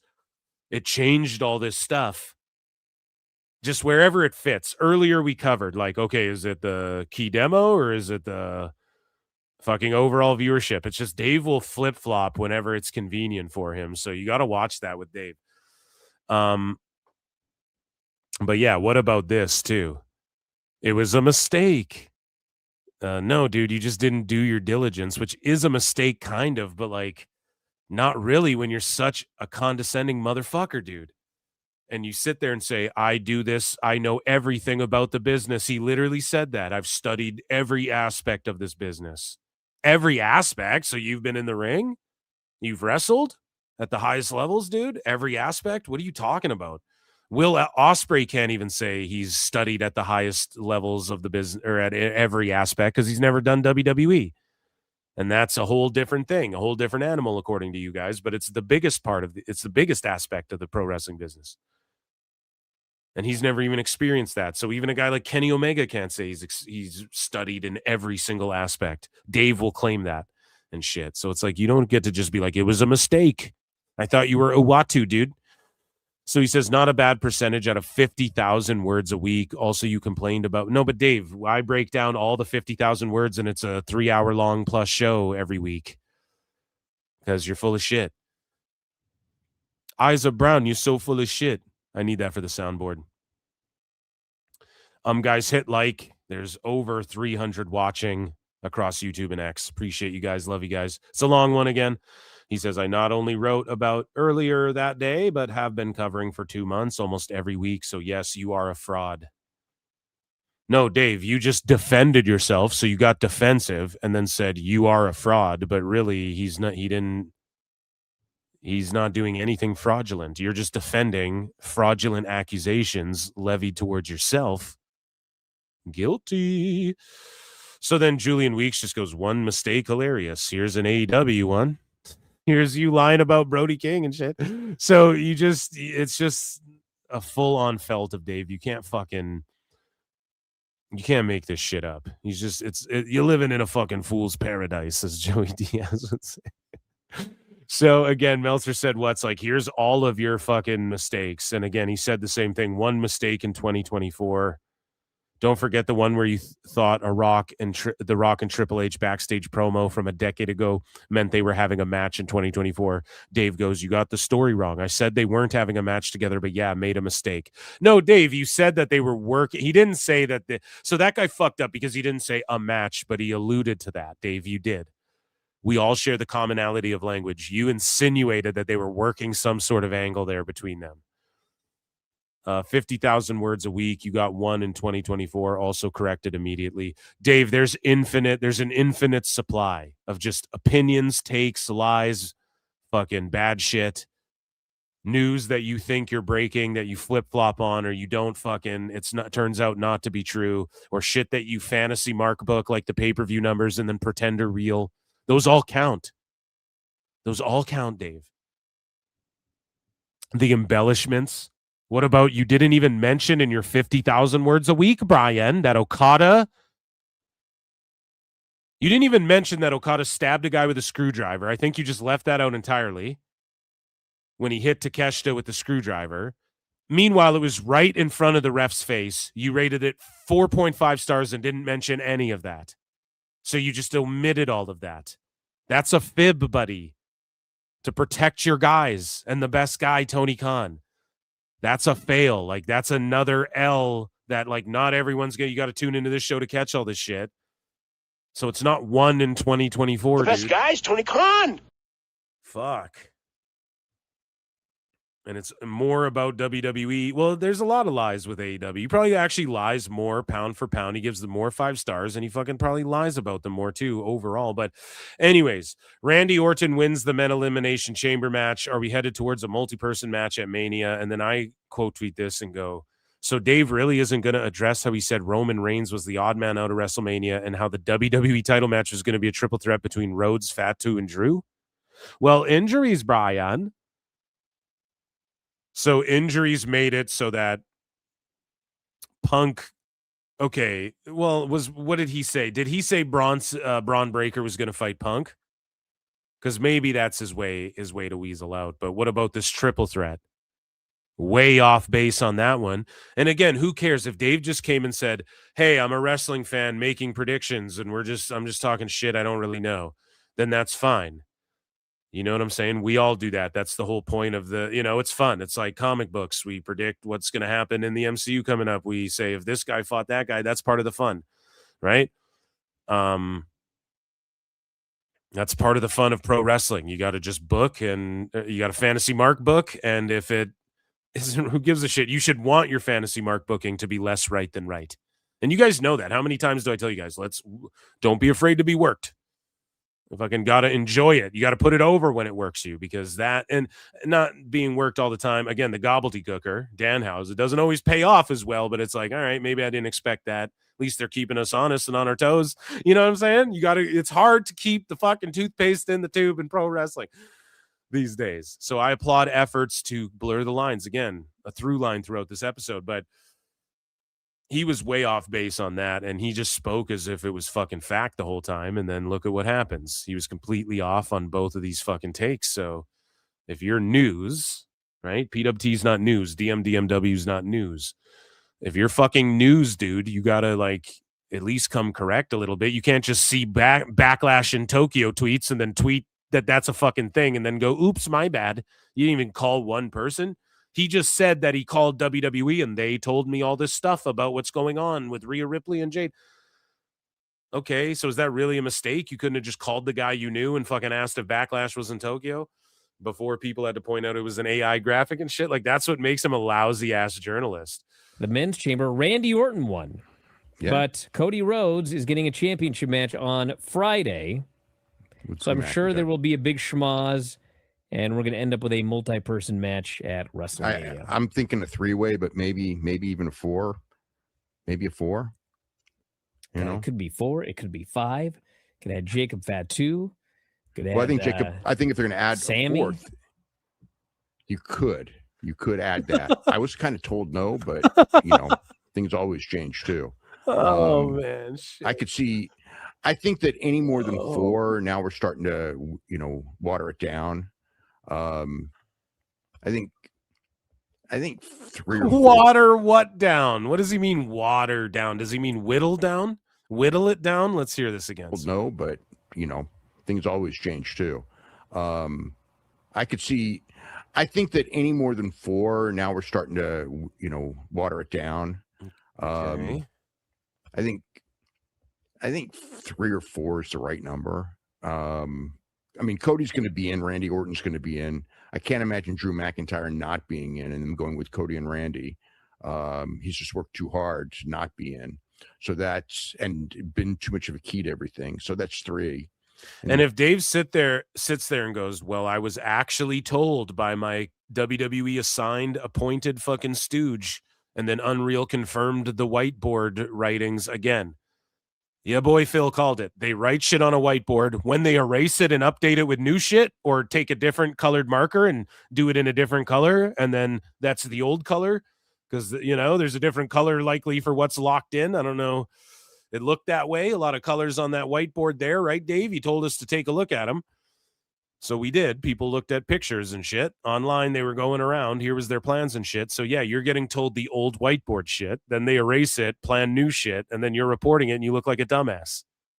And then now you're like, oh, I guess, instead of being like, I was completely wrong on this shit, my reporting was off. Gee, I shouldn't have argued with people about that when I really didn't know, right? Jacob Futsu would make 4, but I don't see it. It's like if I gave you guys an allegedly, and then you guys were like, well, that doesn't make sense because this and this. And it's like, okay. Allegedly. Thanks for pointing that part out. That's what I would say. It's like, who gives a fuck? It's not, I don't think any of this shit's ever set in stone. It's the fucking pro wrestling business. And of course, some of it, there is a long-term plan. Like, obviously, you're like, next year, we want Punk to be our world champion, main eventing one of the nights of Mania. Now, how we're going to get there, that can all change on the fly. But we know, like, we want Punk against someone. We have a few different plans. I'm sure if you asked a year ago, in their mind, there was a bit of, like, maybe Roman Punk. They think about it, too. Roman and Punk have been involved with each other storyline-wise and subtly beefing with each other. Like in the periphery, even when they're not fucking immediately tagging up or beefing with each other, they have been for like a year or so now. So yeah, it wouldn't shock me if this was just the plan a year ago. To put anybody else in. I mean, I know you always can. If it's going to be first pin, and you just put Sammy in to take the pin. You could do that too, I suppose. Oh man, I mean, Sammy could just go in and take a pin. Like, meanwhile, you're the same guys. Bryan Alvarez and Dave are always crying about how Sammy didn't get the world title from Roman in fucking Montreal. And now it's, you can just send him in to get the fucking pin because fuck that guy. Like, come on, man. Dave Meltzer has beef with Mark Nash. And again, didn't Dave get all emotional damage when, like, didn't Jim Cornette say some crazy shit about Justin Roberts and everyone melted down on him? So here's Dave trashing Mark Nash here. Javon Evans, who ring announcer Mark Nash called Javon Williams. You know what? I have never that I can think of disliked a ring announcer. I mean, they're just there. Some of them are really good. I was once mad at Lillian Garcia just because I thought that, Imagine being mad at Lillian Garcia. He had a Cuervo with him the whole time, too. How is that even possible? The idea of replacing Howard Finkel, who is one of the 2 or 3 best ring announcers I've ever seen, with someone because she's a pretty woman, was like, I just thought, it's the ultimate in bullshit to me. Like, it's the ultimate in bullshit. Didn't Fink go to SmackDown and then Lillian Garcia was on Raw, and then I think they went to Kimmel not long after, right? Or when they split into 2 brands, was Fink a part of SmackDown at all? I might be off on that. He might have done both shows as well. But when they split brands, like hard split after the invasion and all that, Chad will let me know. I forget who was the first SmackDown. It wasn't Kimmel, no? He came after. And then I know Garcia was on Raw, which she ruled, and she became one of the best, so he got over that. Dave, you're just being a whiny little bitch. The best ring announcer, the best ring announcer in WWE history, and you're going to take him out because he's not pretty enough. It's like his job is to, ring announce, not to be like whatever. But they did it, and that's fine and all that. This Mark Nash, I don't know what it is about him, but I genuinely just see him, and I just don't like him. I don't know. Dave just doesn't like this dude. He doesn't like his face, doesn't like his haircut. And meanwhile, Dave, did he melt down on you for saying this? Or is this just another hilarious twist of fate and irony where Dave is now being hypercritical and just for no reason being like, I don't like this guy, even though he jumped to Justin Roberts' defense when Jim Cornette did the same thing? Dave never fails to fuck around like this. I mean, and he, this is just a mistake, and everyone makes mistakes. I'm not saying it because of that. I'm just saying there's something about this guy where it's like, like I know that like Nick Khan Finkel was on SmackDown after the hard split. Thank you. Saw him at, doing some stuff in Vegas and loved him, but it's just like I don't know.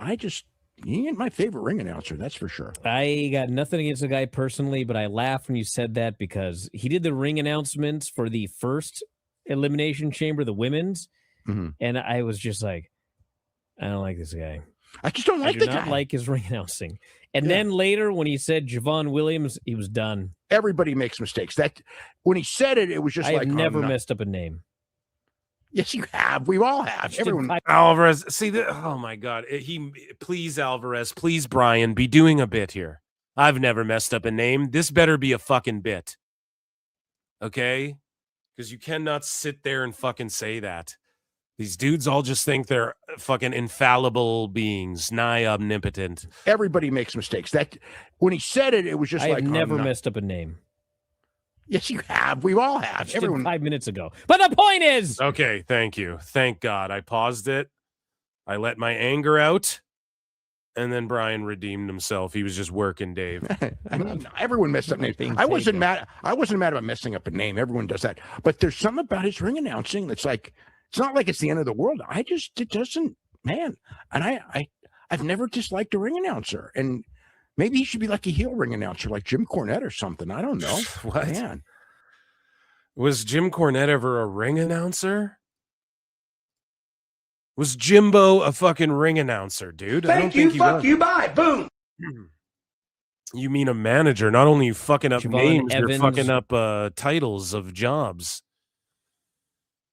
So Bryan Alvarez and Dave react to LA Knight. Yeah, slipping at the chamber. So LA Knight was in next, and he totally botched a spot. That run up elbow drop thing where he slipped off. He slipped off.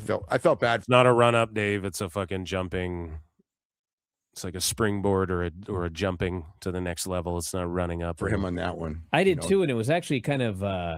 I mean, I'm sure part of it was Chicago, but there was a time like 2 years ago when this company was so hot and the people loved everything so much that if you botched a spot, they wouldn't. They didn't care. They turned on this guy. They booed his botched spot for a while. They didn't boo it for a while. They just kind of went, oh, and they kind of like laughed at it. They were like, what the fuck? And then they just went into other shit. They didn't boo it for a while. You're 100% lying. Okay? Liar! If some people booed, it was like a split second. And I don't really recall a time where they could just do anything and botch and people didn't laugh and react exactly the way they did, kind of laughing and scoffing and maybe a couple boos, but like they didn't boo it for a long while, like he's saying. And I don't remember a time in WWE history where they could just do anything and people cheer it. Like, I don't know, man. I think Bryan's just completely making this part up. Yeah. It's a different crowd. Some mask guy comes down. He tries to climb the cage. He gets yanked off by security. They did the same angle on SmackDown. A mask guy show up. They grab the guy. They unmask him. It's just supposed to be some fan, and so they arrest him. So they did the same thing here. Isn't it supposed to be like one of Seth Rollins' proteges? Well, that's who it actually was. Yeah. Okay. But the story was it may come out that Seth set him up, but on TV. Yeah, there's 12 masked men now. I guess this was before Raw. But the story was it was just some fan. Or maybe. Did they record this before Raw? They didn't recognize. Same thing happens again here. Security comes down and take this guy away. And as security's distracted, another masked guy hits the ring. He ends up giving the stomp to Logan Paul. He unmasks, and in fact, it is Seth Rollins. Logan Paul gets pinned. So it's Seth and Logan Paul at WrestleMania. Yeah, so it's all of like Seth's students. Now, the one thing I don't like about that personally is like, okay, you could have used that to then maybe get some guys over that you're calling up, and they still could. But if it's just like Seth's got 12 random students who will run in anytime, and then he just doesn't once he's a baby face fighting the heels, then it's like, I don't know, man, maybe you should have thought that one out a little bit more. All good. Not going to shit all over it. I'm actually back into Seth Rollins again now that he's away from the Vision. I'm like, hell yeah. Like the crowd went nuts for him, and in a weird way, they kind of salvaged a story out of it a little bit with Logan Paul and Seth Rollins there, and I think that's a good match to do at Mania, honestly. So Bryan, he's always crying about NXT. And so here's them criticizing Ethan Page and just crying because he hasn't been called up. So these guys have no clue about how the television business work. They couldn't book wrestling. Well, they do book wrestling for Tony Khan, but you know, but they couldn't book wrestling if you paid them to do it. And Bryan's still crying about the fact that Ethan Page isn't called up when they just called up all these fucking people. And how do you know Ethan Page isn't just going to pull an Obafemi and put this dude over one time and then go up? He's just going to put Miles Bourne over one last time and then go up or whatever the fuck. Again, you need people like Joe Hendry, Ethan Page, Javon Oba. The reason it took them a minute to call them up fully is because you got to ease and cross them over because you don't want to just lose all the view. Imagine a show you just turn on and the whole cast is different because Bryan Alvarez is crying about it. No, Ethan Page is like the focal point, even as North American champion of the NXT show. He's one of the main reasons people tune in to see that shit. You got to give him a little more time. So what they're doing now, which again, if Dave studied and learned, if Bryan studied and fucking learned, you know what I mean? Oh my God, it's the greatest thing I've ever seen. They would realize that they're staggering the call-ups now. So it's staggered. It's like, we'll call up 2-3 guys, and then there's like 2-3 that you think should be up, but they're not going to come up yet. You got to wait a little bit. Then we'll call up like 2-3 more. And it's always kind of been that way, but when they started, people's minds they think it doesn't work that way because for a while there, it was always like at WrestleMania, like the Raw after Mania. It's like Enzo and Cass and then American Alpha, and they introduce new people. And then for a while there, it was like, we're doing the draft. So there's going to be a draft every year. And then that's where the call-ups are. But realistically, you can't do that when you promise CW a fucking show. And they're like, been pleased with it. Yeah, we're just going to change it entirely now this season. Just because you can't do that, bro. Miles and Ethan, they both want a match right now. And so Stone comes out and says, all right, but you guys got to put your gear on. And Paige says, no, this guy challenged me. Let's do it right now. So Stone says, all right, if you want to do it right now, let's get a referee out here. So Miles and Ethan wrestle for the North American title in suits. They have a tuxedo match, except you have to like pin the guy, but they get their clothes torn off. And finally at the end, Ethan wraps a belt around his wrist. Actually, he grabs a belt. The referee takes the belt away, but he has a second belt. Why he wears two belts? A question never answered. Because he's a fucking heel, and it's him cheating. It was a ploy. Like, how could you? This is what I mean. These guys are too dumb to even like be pro wrestling fans. He had Cuervo with him the whole time too. I don't mean to pull a sicko and be like an entitled fucking elitist type character right now, but it's like, dude, how dumb are you? Do you just not understand this? Like, what the fuck are you talking about? It's not explained why he wore two belts because he's a fucking heel cheating. And so he wore two belts knowing if I lose one of the belts, I'm going to use another fucking belt. Oh, they didn't explain why William Regal had brass knuckles. He just had brass knuckles. You fucking mark! No shit. When he wraps around his fist, he clobbers Miles with a buckle. Miles kicks out. Bourne then tears his pants off, gives him to the ref. As the ref is getting rid of them, Miles hits Ethan with his shoe, and he pins him to retain the North American title. For what it was very good. Yeah, so Ethan is now doing a depression angle. Yeah, you too, buddy. You're doing a fucking... Listen to that. Yeah, he's doing a depression angle. It was really good, Bryan says. You sound so unenthused about it because you guys don't really believe this. Or if you do, it fucking hurts your souls to have to admit it. And then you jump right into a criticism. Okay? Instead of just reviewing and reporting the fucking news.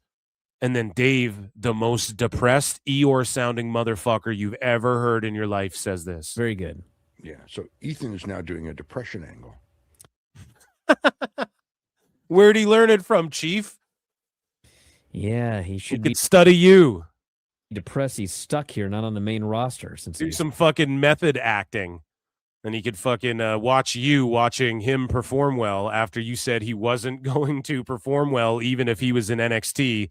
Remember, Dave said that years ago. Nope, Ethan Page isn't a star. I don't see it. Tone's not a bad booker for not fucking booking him well. The best guy is Tony Khan. Because he doesn't have it. Even if he was in NXT or in main roster, he wouldn't have it. Remember, Dave said that on his message boards years ago in 21. We covered it here. And then now he's like, oh, he's doing a depression angle. Or is he just copying you? God, he's doing that promo. He goes like, I've done all this in 2 years. And I'm thinking like, they've had you there for 2 years. He's been in developmental for 2 years. I mean, who cares? I mean, what are they doing? Waiting for him to turn 42? Yeah. Will Hobbs. They were waiting for him to turn 32, according to you, Dave. Again with your well, the reason he's there is because 47. How about that? Fuck you. He has great matches with all these guys that could use the help, but I feel like at some point he should be called up. Yeah, he will be. At some point he will be. He's in great shape for his age, and people aren't Hulk Hogan when they're 45 now, like they were when Hulk Hogan was 45. Rewarded for this work. Plus, he's great. He will be rewarded for the work. And again, Ethan Page is a guy where people make, when they say, oh, you get guaranteed this amount in NXT. You're making minimum 6 figures or whatever in NXT, or whatever the number everyone was pushing around. Yeah, but some people, if you're Ethan Page, you're probably going to make more than that. Well, not more than 6 figures, but you're going to make more than like what number was floating around, 200 grand or whatever. He might make more than that already for all we know, plus merch and whatever they got worked out. So Miles. Yeah, it's funny that Dave all of a sudden is like, oh, fucking Ethan Page needs to get called up. He's all disappointed about it. So the GOAT, one of the GOATs, AJ Styles. Okay, before we get out of here, 3.5 hours, one of the GOATs, AJ Styles. This was his reaction years ago, or maybe recently, actually. I don't know. To, I think it was probably recently, if I had to fucking guess. But either way, it's a throwback to when AJ Styles was asked about Dave Meltzer and his reporting. What do you think about Dave Meltzer journalism? And he just deadpans. He just deadpans. Oh, that rules. He just goes full Undertaker. What do you think about Dave Meltzer journalism? Oh, man. What? And his kid's like, what? What are you doing? Answer the question. He's just staring at everyone. Are you fucking serious, bro? He's just staring across the flat earth, the plains of the flat earth. Oh, man, I love AJ Styles. What? That's what I think about it. What? Just had to think about it. Huh? The kid doesn't get it. What? That's it. Who, what? Yes, that is it, AJ. Absolutely. Wow. Round of applause for the kid. He answered it exactly. Who, what? Dave Meltzer journalism. Dave Meltzer journalism. Are you sure about that? And then AJ was like, that's precisely it, kid. That's what I think about it. That's what I think about it. Exactly. I'm speechless. And the kid says, who, what? Because Dave is irrelevant. That kid doesn't know who the fuck you are. You want to know who I bet he does know? I bet he's aware of at least like Chris Van Vliet or one of these guys. One of these people, you know, he's for surely seen something. And if I don't know how much of a wrestling fan his kid is, but like, I'm sure he's watched an interview that his dad's done with Denise Salcedo or some shit. There are people who do this that are way more relevant and topical than fucking Dave. Unless Dave just stuck to doing history and shit. And even then, who knows? It's all just revisionist history, man. So shout out Jeff Lane, shout out Vince Russo and the brand. Here is one of their weekly clips of Dave. Just, I'm assuming he's going to spurg out here. Let's take a look and a listen, and let's have a laugh. Really say much about. I can't imagine. Was Vince McMahon listening to this? And is that why he floored the car at 150 miles an hour? Bro, let me tell you, I talked to Vince McMahon in an email, bro. Yo, the craziest thing that you all need to check out if you haven't, Jim Cornette reads the fucking email exchange between and reacts to the email exchange between Russo, bro, russosbrand.com, and he reacts to the email exchange between Vince Russo and Vince McMahon. And there's some questions to the validity of the exchange, but if it's real, oh my God, Idiot. Vince Russo is completely cooked and was sort of like begging for a job. I don't know. Shout out Jim Cornette. Thank you. Fuck you. Bye. Boom. To get away. He was trying to get away, but he couldn't get away because Meltzer was on his car radio. Who's listening to this in a freaking car? Really. Nobody. Yeah, definitely. Bro, I wouldn't listen to this in the world champion. We wouldn't, bro, let me tell you, we wouldn't put this on at Juggalo Championship Wrestling, bro. And Dave, you're just a goofball, and that's why even goofballs like Vince Russo. No, shut up, Vinny Roo. That's why even people who are widely considered goofballs like Vince Russo clown you. That's why I will clown you, because I'm a goofball myself, I guess. Aren't we all? And shout out Gimmick Talker, the newest and latest Meltzerism. I rated 5 stars. In fact, I rated 5 flutes. And that, ladies and gentlemen, was Dave Meltzer's dumb moment of the week. Some bass Dave at the start. It was kind of bass at the start. It is what it is. Guys, I appreciate you all. Paul Carpenter 7844 has been a member for 10 long months, and boy, is that a long time. Thank you so much. Round of applause. Shout out Tony Khan, Wrestling Observer News. I don't know who this guy is, but that is hilarious. Sometimes in life you gotta be a hoe. Round of applause for the PWT Universe. I'll see you guys for Sicko Saturday. Of course, PWT Live every Wednesday and Saturday on YouTube. Dave Meltzer, Dumb Moment of the Week, every Thursday or every other Thursday. It all just depends on what's going on out there. But try to do it every week. And I will see you guys in the Upside Down. Tales, I brought the sign-off back because Tales of 85 is coming out, Stranger Things, okay? So I'm going to watch it. I'm going to hate it. I already know by looking at them, but it is what it is. Sorry, guys. Love you all. Be good. Be good to each other. I've been Phil S. Marks. Peace.